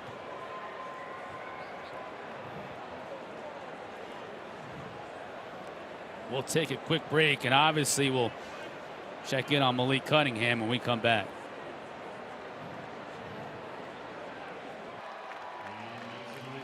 Take a look at this play, Mark. Yeah, and this is it's a real, you know, quick play. Again, middle of the field, and yes, you know, the quarterback slides, but let's watch in full speed too, because part of this is that there's got to be a time element, and it, you know, slow-mo, it looks more drastic than the full speed. And I've seen this called, and I've watched the referee videos every week, and I've seen this called different ways. Thing to remember, there's a redefinition of what the crown of the helmet is too on a defenseless player, but also just any player in general. It's a 6-inch halo from the top of the helmet or down. And it didn't look like it was with the crown. After further review, the targeting foul, number 8, personal foul targeting, is confirmed. 15-yard penalty, automatic first down. Number 8 is disqualified for the remainder of the game. After everything was over, there was unsportsmanlike charge to Boston College bench. 15 yards will be added after that administration. First down, Louisville. The net effect is Jalen Blackwell has been ejected for targeting. Yes. 15-yard penalty, and then a 15-yard penalty after that. 30 penalty yards on that play. Wow. on 3rd down. And it feels like when something's going wrong for Boston College, it's just like when things are going wrong, let's make them worse. Right. On a rainy day here in Chestnut Hill, when it rains, it Right. pours Yeah, exactly. on Boston College today. And we didn't really get to see what exactly happened on the sideline, but there's been a big emphasis while play is happening that the coaches cannot be on the field. And the officials have been told, let's crack down on it this year. And I don't know whether Hafley got too far on the field or what it was, but also, Malik Cunningham has to sit out a play, assuming that he's all right. He's going to get his head checked out. Obviously, I guess the number one thing is making sure he's okay. And he comes back in. Brock Domon came in for one play. Malik now back in the game after Jawar Jordan's carry for about a yard on 1st down. And it's also interesting that he's back in so quickly after everything we've saw with Tua Tagovailoa this past weekend, and the head injuries. You got, if a player is unable to get up easily and then is back on the field, let's hope he stays safe. The staff in Louisville must have felt confident that he was not concussed. Back in the game, handing off to Jordan, and BC's defense once again does a nice job on the stop. Now we get a flag on the play right at the end in the Boston College secondary. Holding, offense number 70, 10-yard penalty, 2nd down.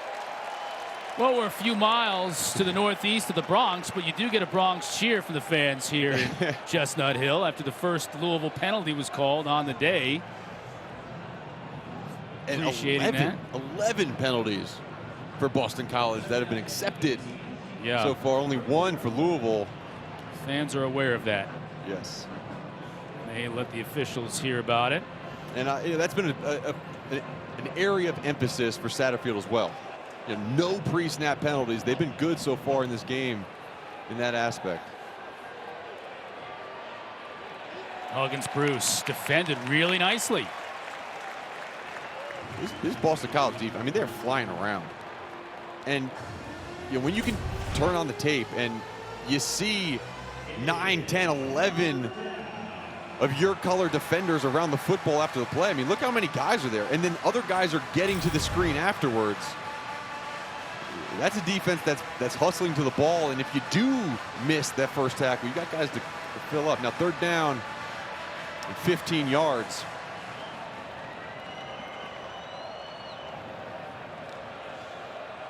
BC bringing some pressure.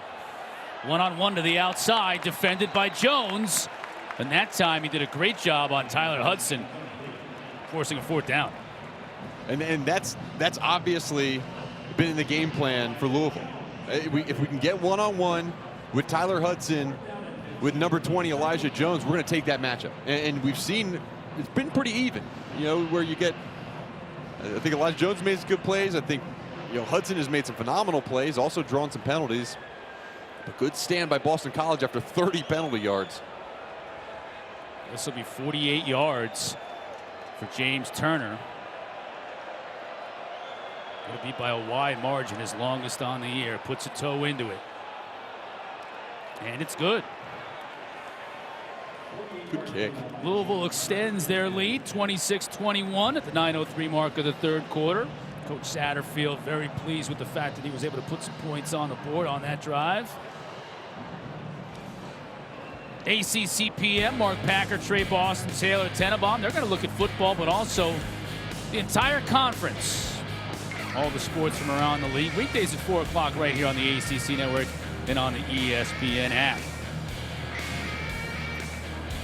Brain trust both coaching staffs making their halftime adjustments, now readjustments after both teams have had an offensive drive in this 2nd half.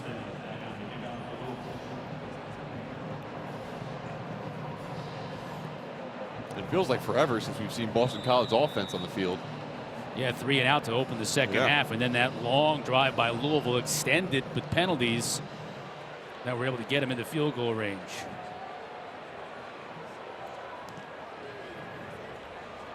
Gill will let this one bounce over his head. Touchback for BC. Phil Jurkovec, he's been erratic this whole year, and you could say so in the first half, I think, Mark, with a couple of mistakes. But he ended that first half hitting his last 7 attempts. So maybe some positive feelings, some momentum coming into the second half.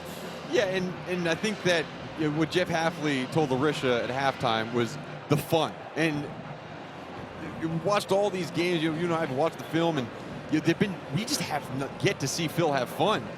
I've seen him have some fun at times this game, and obviously not fun moments, but there have been times where you've seen him dance around and have a good time. Now he's going to throw on first down. Complete for a short gain to Joe Griffin. Finally brought down at the 31. So 6 yards on first down. 6 yards, confident throw. Good route, good separation by the young wide receiver.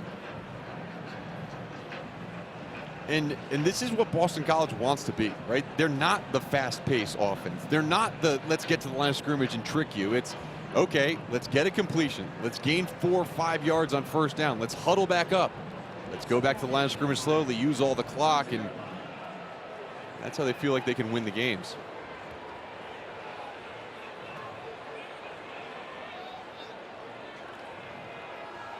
Blitz up the middle, picked up. Jurkovec has Zay. Got him. Oh, my. It's a foot race to the pylon, and Zay's going to win it. 69 yards. You talk about Phil having some fun? That was a fun throw, and you're throwing to probably the most fun wide receiver to watch. I mean, this was going to Zay, or it was being thrown out of bounds. Zay had a double move on the outside, started all the way on the right side of the field. I mean, look at the job, the time that a quarterback has, and the field is wide open. And good job of delivering it and completing passes. Yeah, he has. He's done it, on the ground. He's gotten down there, but his touchdowns have all come through the air. And the first one, it's just a ridiculous catch, and then it's a ridiculous route. Being this wide open just doesn't happen in college football unless there's a blown coverage. That wasn't a blown coverage. He beat his man by that much. And Phil Jurkovec has been able to find him. The offense is explosive right now. Liam Connor will kick off from the 50 after a personal foul call against Louisville on the extra point try. So it goes out of the back of the end zone. Touchback from Malik and company.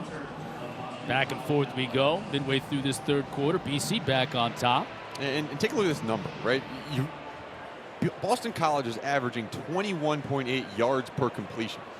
Yeah, that's a number you see sometimes, like for a single player who has a single reception or maybe 2 receptions in a game. But they've completed 12 passes and averaging 21 yards per completion. And look at that day so far for Zay Flowers. Much different looking Boston College offense than we've seen so far this year. Malik to throw. Out pattern.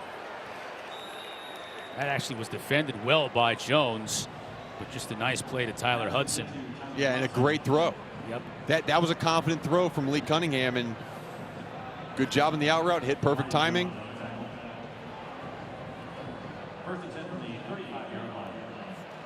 Louisville wants to go fast. Carry by Cooley for about a couple of yards.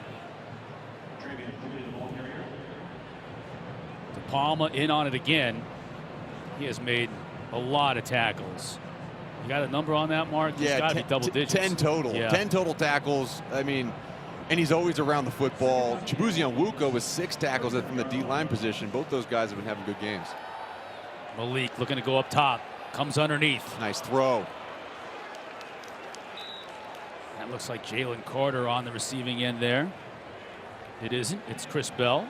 Tell you what, those guys are like twins. These numbers, they're tough to read. They really are. Bell and Carter are both 6'2". And when Bell's a little bit bigger. When they bend over and you get a crease in the number, you're like, that's it. I can't. Is that an 8 or 0? I have no idea. The good news is Chris Bell is a true freshman. And they expect big things from him, a big receiver, which they don't really have very many big receivers. Hudson's 6'2". But certainly those guys moving forward will be a boon for this Louisville offense. Cooley again carrying, give him 5 on first down. One thing we've seen a lot of today too, Mark, from both of these offenses, answers. Boy, they have answered the bell. When the other team seems to have momentum after a good drive or a big-time play, like over the top to Zay, the other offense comes on the field, and they're able to put together a drive, and this is exactly what we're seeing here from Malik and Louisville. And football is an amazing team sport, right? But when you're able to compartmentalize your job, like the offense's job when you're on the field, and not worry about what your defense does, I think that's when you get those types of results. Result on this play is Cooley dropped for a loss. Boozy again.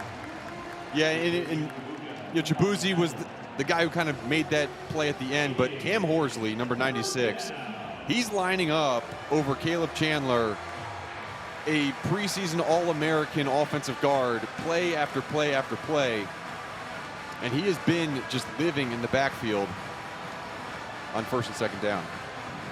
Well, now it's third down and about 6 after that loss. Again. Malik to throw. Pressure up the middle.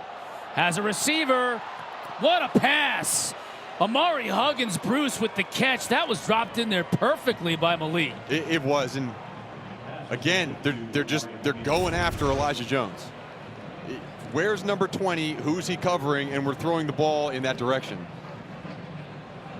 Good job using the speed of Amari Huggins-Bruce and putting the ball out in front enough where he can make that catch. Great throw. Cardinals back in the red zone. Fake to Cooley. Now to the corner. Touchdown. I mean, just another great throw.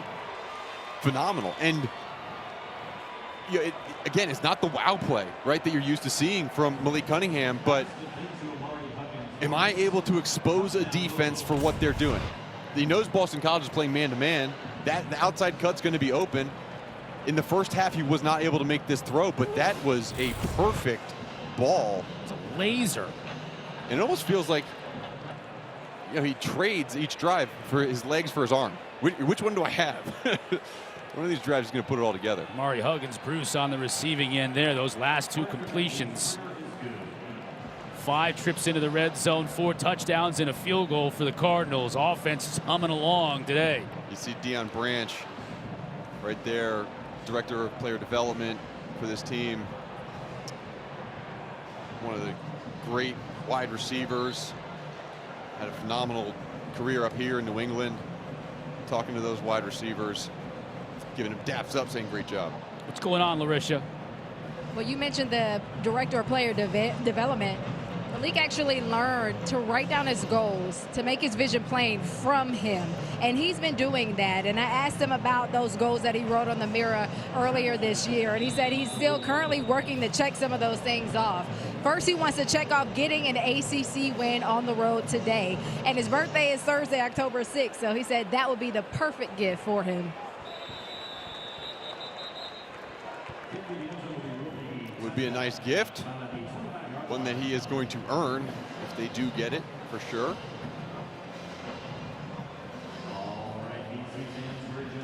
Now it's Phil Jurkovec's turn to answer. Can BC put together another drive and retake the lead? Malik just puts up ridiculous numbers game in and game out. Yeah. I mean, here we go. Another 4 touchdowns responsible for. Oh, ho-hum. Yeah, right. Right? It's like this is like a normal day for him. It's like a career day for most quarterbacks. For him, it's every single week. Broom.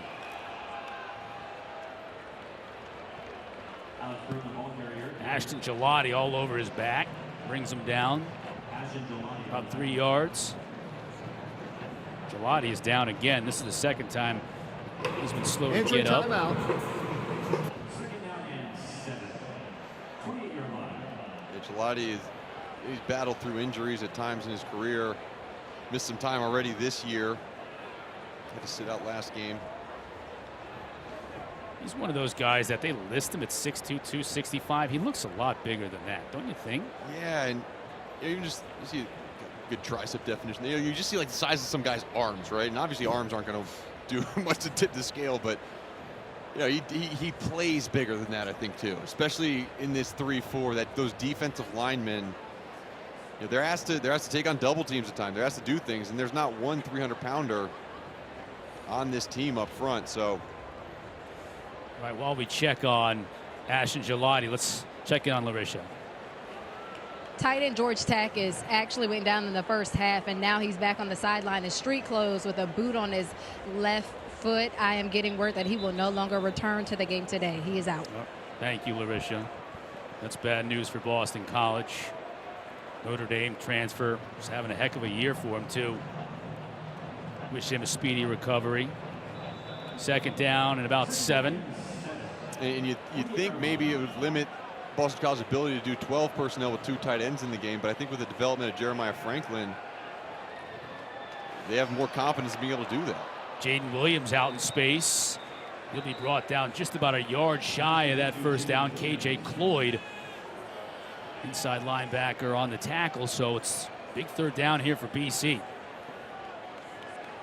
Hans Lillis, blocking tight end, coming in. Yep. And right now there's 3 tight ends in the game, it looks like. So this is their 13 personnel, 1 running back, 3 tight ends. And you'll be alert for direct run, hard play action. You see all those tight ends towards the bottom of your screen, kind of a wide bunch set. Flowers, jet sweep.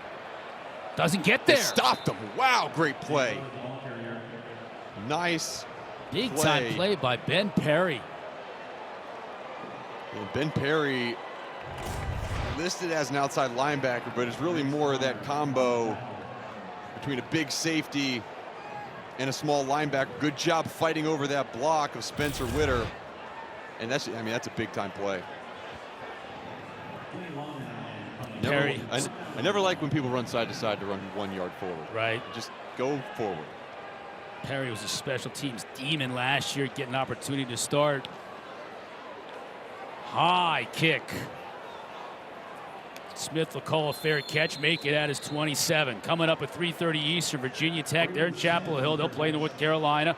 Wagner and Syracuse on ACC Network, extra at 5, and then back on the ACC Network. Our primetime matchup, number 24 Pitt hosting Georgia Tech.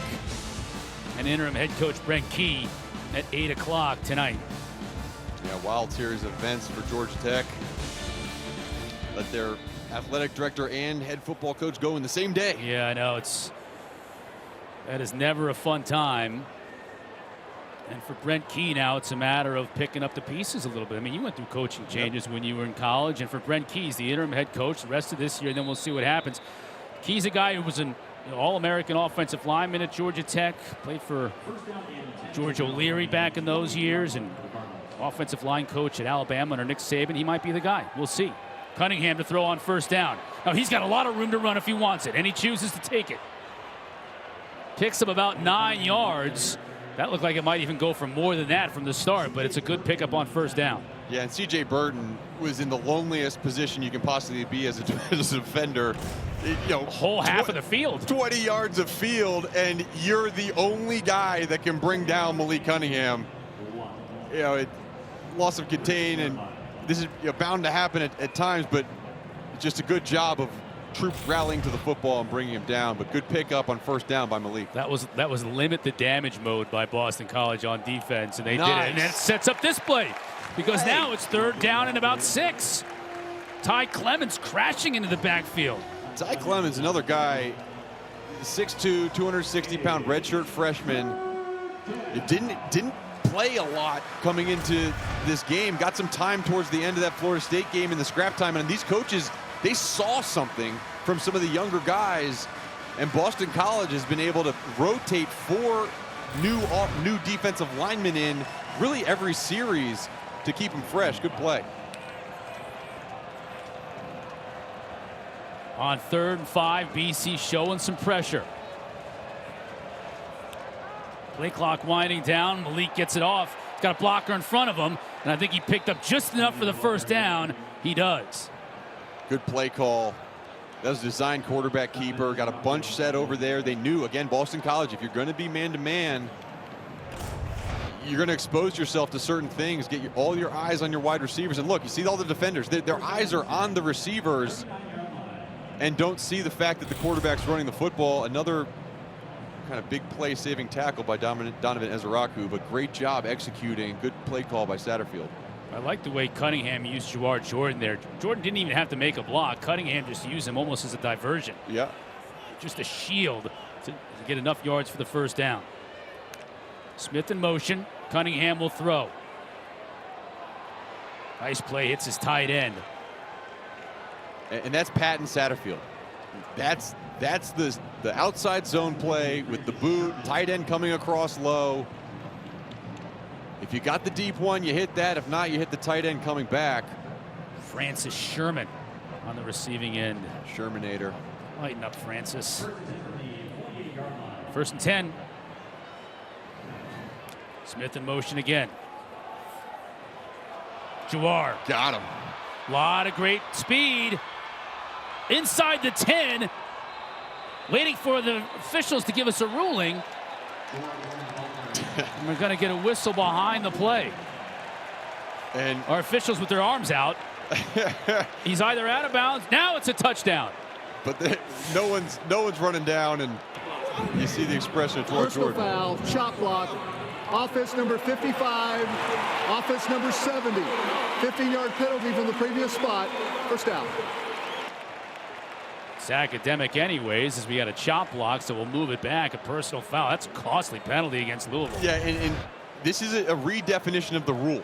It doesn't matter where the chop block occurs. It matters where the ball is when the chop block occurs, right? Or sorry, the cut block. This one, however, was a chop block, meaning a high-low block. So, pardon me, there was no change in the rule. That was just a guy cutting and then a guy blocking up top. You can't do that. Caleb Chandler, superstar on this offensive line. Guilty party. So they move way back. 1st and 25. Negating a big run by WR Jordan. Yeah, that'll show up as 15 penalty yards, but that was obviously cost more than that. Delay of game, offense. 5-yard penalty. Now this offense, First down. which I just said was humming right along, is completely discombobulated. Satterfield can't believe it. Yeah, and that's the pre-snap penalties that drive him crazy. There's certain penalties, he said to us, he said, certain penalties you deal with, right? They're effort plays. You get it, you try to make a play and you just hit a guy a little too late, or you get a holding ball. Like you just can't hurt yourself in terms of false starts or offsides. 4 penalties in this quarter against Louisville. They had 0 penalties in the first half against them. Cunningham to throw. Dumps it off to Maurice Turner. Picks up 3 yards. Could be the final play of this 3rd quarter.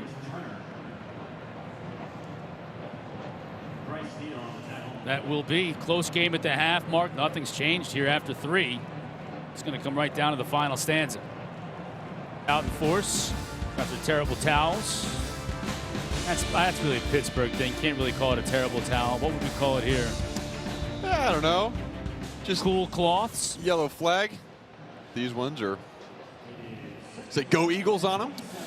Going to have a big 4th quarter. 2nd down as we start this last quarter of play, and a long way to go for the first down. Leapfrogging the defender, but he would have none of it. WR Jordan tried to go over the top of Cam Arnold, and Cam Arnold said, nah, not this time. Yeah, no. And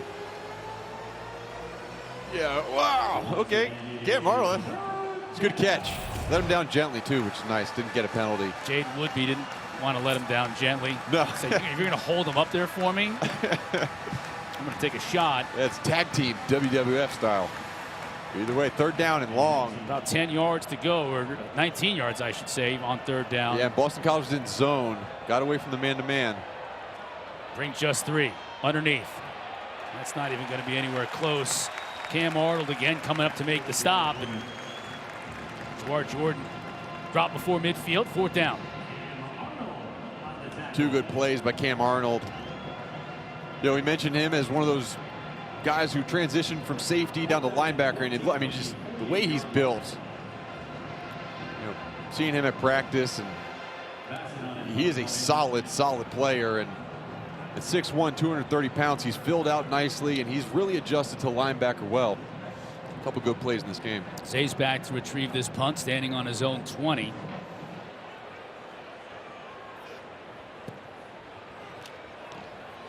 Bassett drives this one. Oh, killed it inside the 5, but the coverage team couldn't quite stop. It's almost unlucky. It was such a good punt. It was knocked into the end zone for the touchback. Tough break for Bassett. 6:30 Eastern ACC Huddle crew. They're back with us. They got highlights and complete breakdowns of all these afternoon games. Gonna get you ready for Georgia Tech and Pitt at 8 o'clock on the ACC network. Then after that game, it's a full post-game wrap-up of the entire day of football in the Atlantic Coast Conference. And that was the first series since 6 minutes left in the second quarter that Boston College has gotten Louisville off the field. They've come away with points almost every time, but now it's an opportunity for Boston College to respond. Garwo runs hard on first down. 7 yards for Momo and Monty. We're able to drop them. 2 inside linebackers for Louisville. BC was terrible running the football on the season coming into this game, and they've been okay, just about to go over 100 yards. I mean, that's a geyser for the Eagles this year running the football. Yeah, it's been bad. I mean, only averaged 59.8 yards per game, and they've obviously well surpassed that in this one. Garwo attempting again. Patiently waits for his blockers and picks up a first down and more. Just the second first down this half for the BC Eagles. In a lot of these big play passes, they're set up by the run. Similarly to how Scott Satterfield wants his offense, John McNulty, he wants to run the football. He wants to get the big guys moving the ball that sets up the play action deep balls downfield.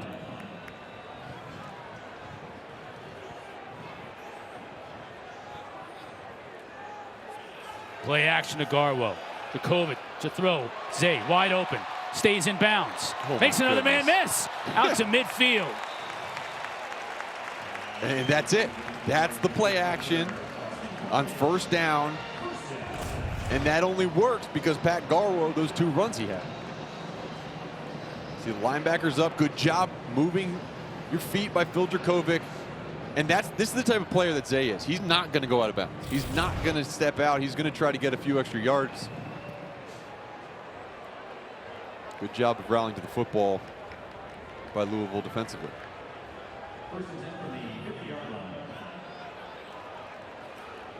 Garwo.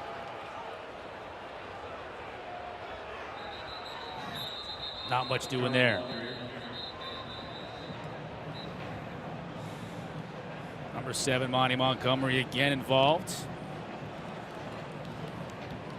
As was Ramon Poirier. Yeah, Momo was down there too. I mean, I think the second level, the linebacker group for this Louisville team, they've improved, right? They've gotten better since last year. Obviously, we mentioned Montgomery coming back, Momo transferring in. Yasir Abdullah, a phenomenal player last year. He's continued that trend this year. Flowers, got to make a man miss.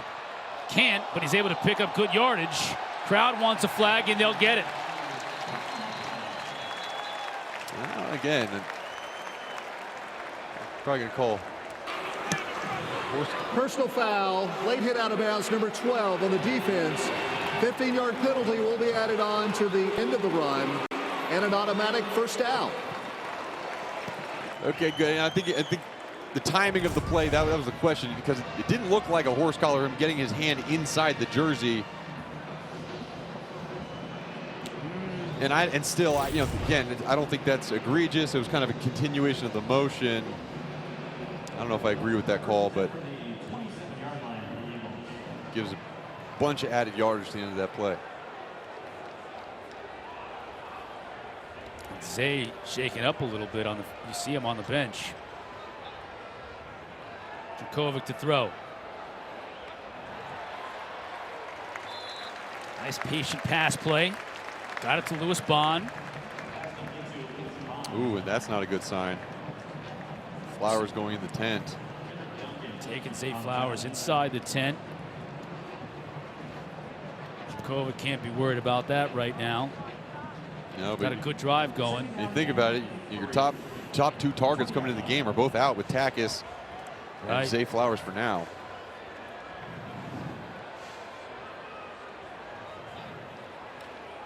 Give to Garwo. Sidesteps a tackler. Picks up about 3. I think he's just going to be a little bit shy of the first down. So this is a huge play. There you see Zay Flowers coming back out of 10. Back onto the field. No, not yes. No. He wanted to come out there. And look, Hafley's like, not yet. Just hold on. 3rd down and inches. And I think that Jurkovec is going to get enough to move the sticks. Hafley's been coming out of the field a lot. You notice that? He has. He's got to watch out for that. You talked about it earlier. That's a point of emphasis for the officials. You cannot come out on the field to play, and Hafley's just getting overexcited over there. Yeah, and you can't come out of the coach's box either. So at that 20-yard line, he's got to make sure he doesn't go past the 20-yard line, even on the sideline.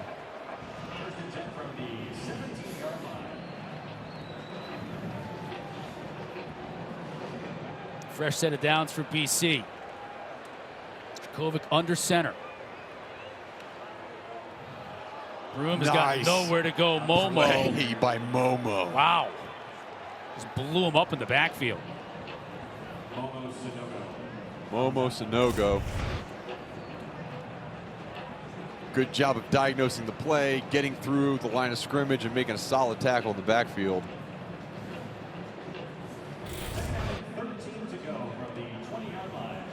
We talk about Momo. They talk about a guy who may not have all the best athletic talents and skills, but always knows where to go and does a great job of letting everybody else know where to go. Jurkovec to throw. Pressure. Defended very well. Not only did they get pressure, but also Kendrick Duncan was there to drop Broom. That's going to be a loss. Yeah, and Kendrick Duncan, he wasn't necessarily matched up on Broom. He could really cover 2. He covered the tight end to the flat and then fell off the tight end when he saw the ball released. It's a really heads-up play by Duncan. 3rd and long. Jurkovec has completed 13 straight passing attempts. Really settled in here in the second half, but he's got a tough task here. Pressure, picked up. Oh, got it to Zay and he dropped it. And Zay just took his eyes off the football. It looked like that was exactly what they wanted. And you see him still smiling even after that drop. They got what they wanted, and that, you know, can't believe he dropped it. And a good stand defensively, and you see what those negative plays on 1st down do to a team. Good job by Louisville on defense. Litton from 37 out. And he hit it. BC inches ever closer here at the midway point of this 4th quarter. 33-31. Wanted to get. Football is presented by Subway. Try the all-new Subway Series menu. Your pick of 12 irresistible subs.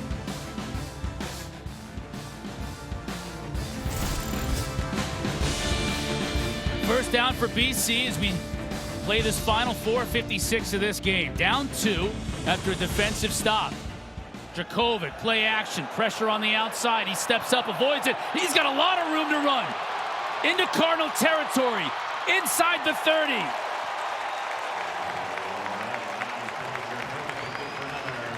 Wow, what a run. And yeah, he's not known for his speed, and he probably shouldn't be, but he found a wide open lane, and that is a huge pickup. And now you look at the situation that you're in. You're down 2 as you can. Obviously, you'd like to put it in the end zone. Good to see Zay back in the game slot, bottom of your screen. He's been banged up a little bit here in this 4th quarter.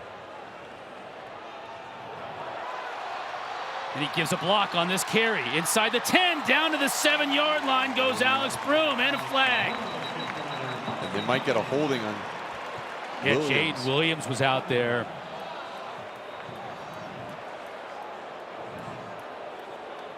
Maybe 10 yards from the spot. Offense number 0. 10-yard penalty. First down. And it's, you mentioned it's from the spot, 10-yard penalty from the spot. So it's not the worst thing that could happen to Boston College. I mean, you're thinking, Louisville-wise, okay, do we let them score when you're down in that situation, kind of, because you do want to have more time on the clock? And, Boston College, they obviously want to get in the end zone, but the more plays they have, the more time they can run off the clock. Yeah, Broom shaking up too, grabbing his hamstring. Yeah. It has just been a battle of attrition here today with the injuries mounting up. Second down, it's first down and 2 after the penalty.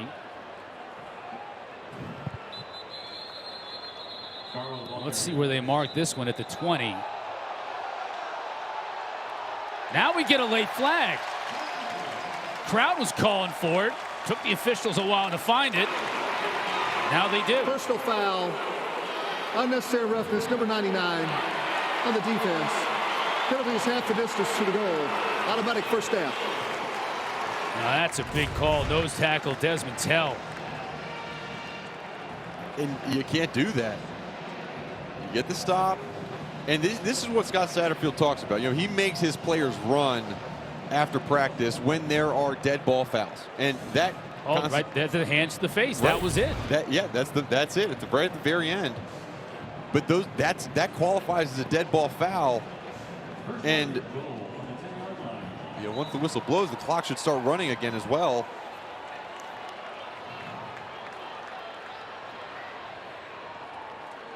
Garwo. Yards are going to be tough to come by here inside the 10. Jared Dawson, who filled in for Tell after Tell was sent to the bench, and Monty Montgomery combining on the stop. I'm surprised John McNulty didn't use all that play clock before he snapped that football. We know college football, you can score fast, but you put more pressure on an opposing offense. Louisville's got all 3 timeouts on the board. Yeah. Second down and goal.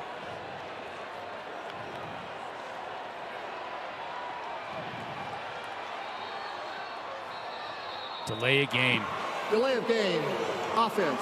5-yard penalty. Second down. Yeah, the false starts, the delay of game calls, Mark. These have killed BC today. Second down and goal from the 15-yard line. It is wild, but the clock's running. And Zay Flowers now lined up to your top of your screen in the bunch set. You see 13 penalties against Boston College on the day. Academic here, they got to do something with it. Garwo dropped. Monty Montgomery, he's been great. He has. And Satterfield's timeout. Past the 20-yard line, trying to call timeout. First of this half. And 30-second Satterfield's timeout. frustrated with the refs. Well, we've seen some amazing fans across the ACC, including a bunch of them here today at Alumni Stadium. We need your help, though. This fall, ACC Network wants to experience each sport from your perspective. So snap a pic or take a video, tag it with hashtag #AllTheDevotion, and post it to your social. You just might see it on the ACC.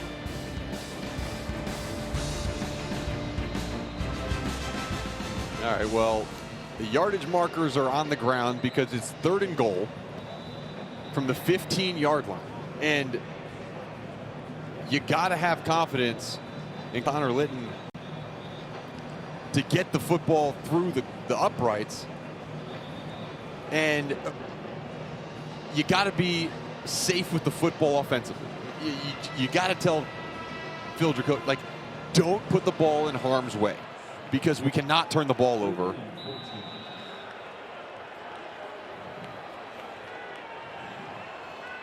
Garwo in the backfield. Gill in motion, now back to the top of your screen. Jurkovec to throw. Tight end, Witten. Out of bounds inside the 10. He's going to get Connor Litton a little bit closer.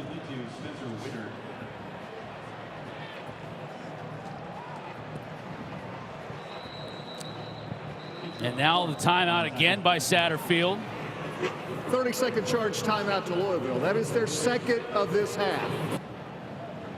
And because he went out of bounds with 2:01 on the clock, rather than 2 minutes on the clock or 1:59 on the clock continues to run. So Satterfield is forced to call that timeout. College football, the clock only Game stops. clock operator, let's put 1:59. That's a good point, Mark. 1:59. So we're going to have 1:59 on the clock. Larisha, what's going on down there on the field?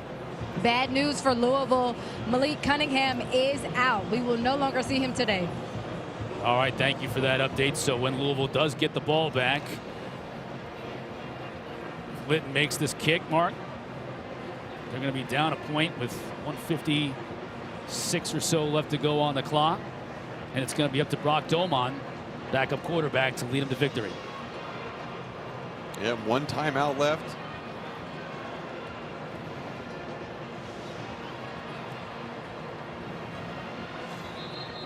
Litton's made his only field goal attempt of the day. Did have a PAT blocked in the first half. After that block, he put on a red shoe. He's got it's all about the red shoe diary with him right now. He replaced that right foot, the shoe on the right foot, with the red shoe. And this one will be a 26-yard attempt for the lead.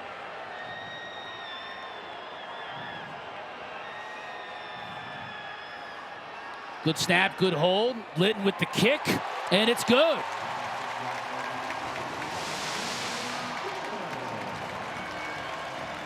With 1:56 to play, Connor Litton gives the Eagles the lead. Cardinals with one final shot when we come back. This has been a wild affair. 34-33. Connor Litton with the field goal to give Boston College the lead. 1:56 remaining. Injuries have really impacted both of these teams in the second half. It is going to have a big impact on the Cardinals' ability to come back and win this game. They're going to have to do it without Malik Cunningham. That man right there, Brock Domon, is going to have to be the man to lead them to victory. And he's going to get the ball at the 25 after the touchback on the kickoff.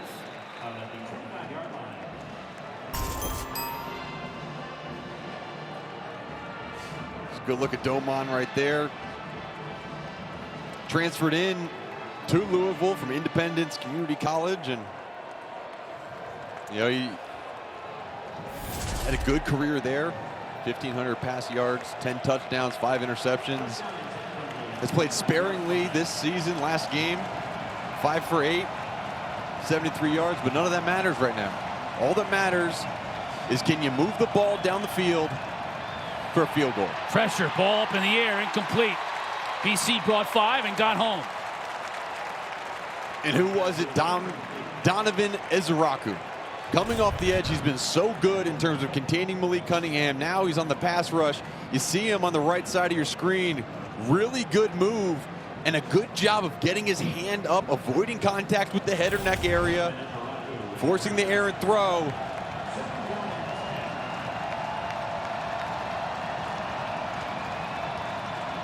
Domon play action, has time. Can he find a receiver? Did. Flags come in. Jones was covering Huggins Bruce. And Hafley and Jones both frustrated on the sideline. Let's get the call first from our referee, Riley Johnson, before we make any snap judgments. And Hafley's got to be careful. He's on the field, talking to the refs. And there are 2 fouls on the play, 1 on each team. Personal foul, grabbing the face mask on the offense. Defensive pass interference on the defense. Fouls will offset. Replay, second down. We'll do it over. Both of them at the point of attack. Jones with the PI, and it looked like Huggins Bruce may have gotten up in his face. yeah, let's watch. Yeah, there's the hands to the face and the face mask.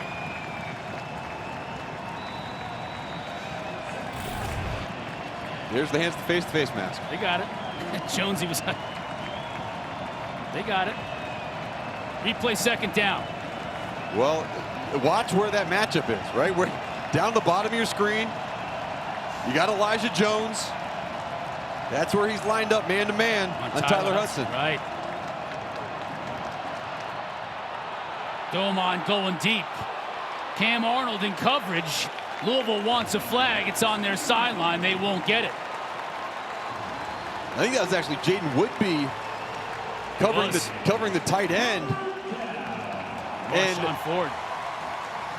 I think Elijah Jones would rather be playing on that side of the field, allowing a little bit more contact go over there. But third down, we've seen third down, fourth down when they need it. They're going to throw at Elijah Jones.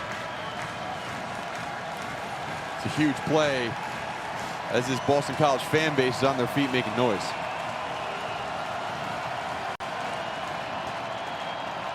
BC brings 5. Receiver falls down, incomplete.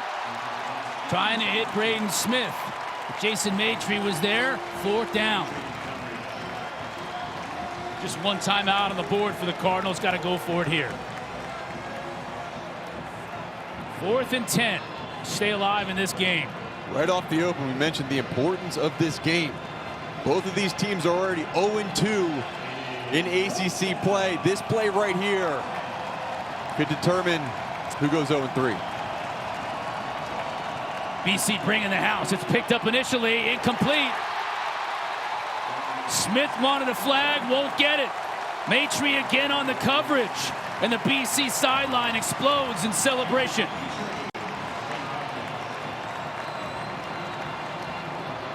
Do have a flag on the far side, and another one coming in.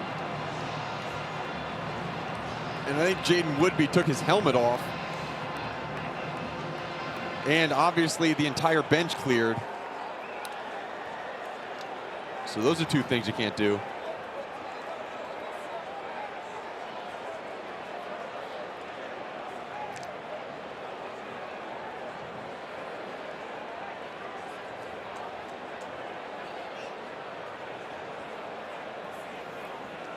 What a game this was.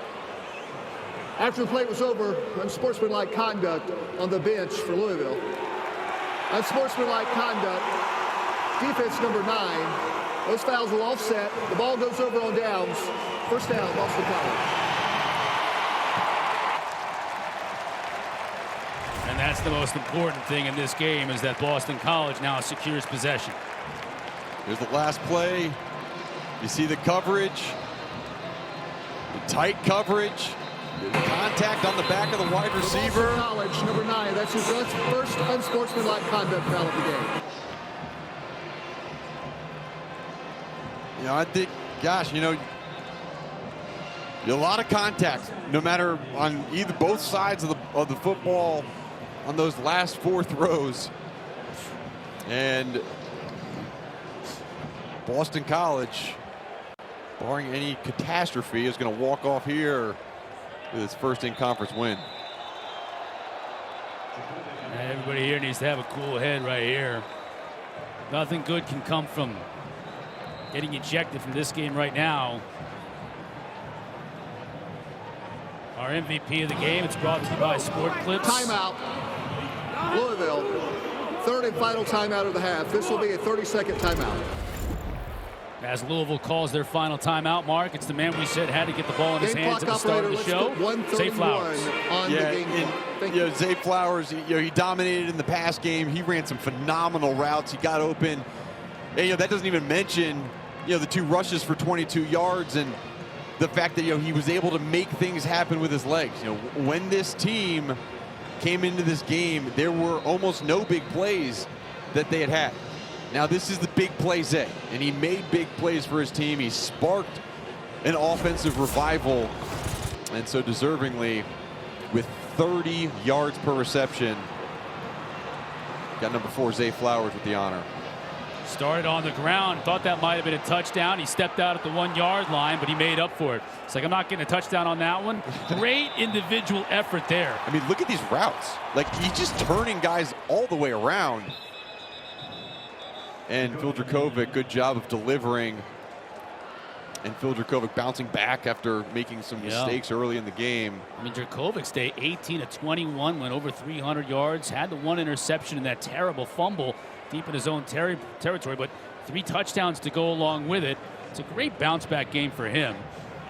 It is. It's a confidence builder, and I think it was good for Phil, good for John McNulty, the new offensive coordinator, to have a game like this where, okay, things might not always go our way, but we can work together and get things moving. And that man right there, Jeff Hafley, you know, as he manages the end of this game and tries to do it well, he's got to be happy. And 30-second charge timeout of Boston College. And his team First of this half. Okay, his message to the team was, let's have fun, right? Let's go out and have fun and not try to look at the scoreboard. And sometimes when you do that in football, you get to look at the scoreboard at the end and it looks good. And I think that's the biggest takeaway for Boston College. Louisville, on the other hand, you know, what's the extent of Malik Cunningham's injury? Right. You know, how bad is Tyon Evans' injury? With Jalen Mitchell already out, D. Wiggins went out last week. You're starting to pick apart some of the playmakers that you came into the season with. Boston College coming up next weekend. Red bandana game right here against 5th-ranked Clemson. The schedule gets brutal for both of these teams. I mean, when you think about Boston College, you got Clemson next week at home. You're at Wake. You still have at NC State, at Notre Dame, and Syracuse to finish the year here. And then if you think about Louisville, I mean, Louisville travels to Virginia next week. You and I are going to have that game along with Larisha, but then Pitt, Wake Forest, Clemson, NC State, and Kentucky to finish out their year. Yeah, and you know, they're one non-FBS team, right? James Madison, they're no slouch either. I mean, they're legit. So Louisville, which will fall to 0-3 in conference play, really facing a must-win situation on the road next week in Charlottesville against Virginia. Also a hungry team on the ropes. Yeah, a team that, again, similarly to Boston College, just hasn't been as explosive offensively. But we saw today, anything can happen on any given Saturday.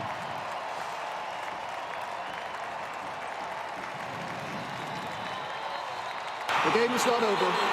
Game clock operator. Game clock operator, let's put 2 seconds on the game clock. 2 seconds. Thank you. It'll be 4th down with 2 seconds left on the game clock, and all that will need to happen is shotgun snap, run around for 2 seconds, and the game will be over. Yeah, and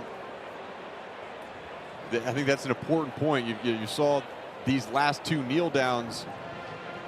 Phil Jurkovec hasn't just kneeled right down, because with the amount of time left, there was a possibility that if you just went right down, Louisville could get the ball back and have one shot.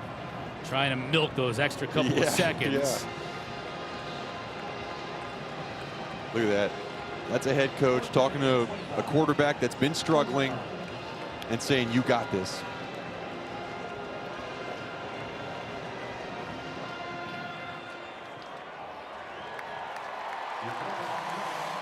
And that'll do it.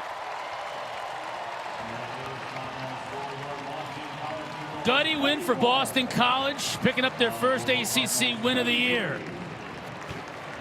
Final score 34-33, BC with the win. Virginia Tech, North Carolina coming up next. To Chapel Hill we go.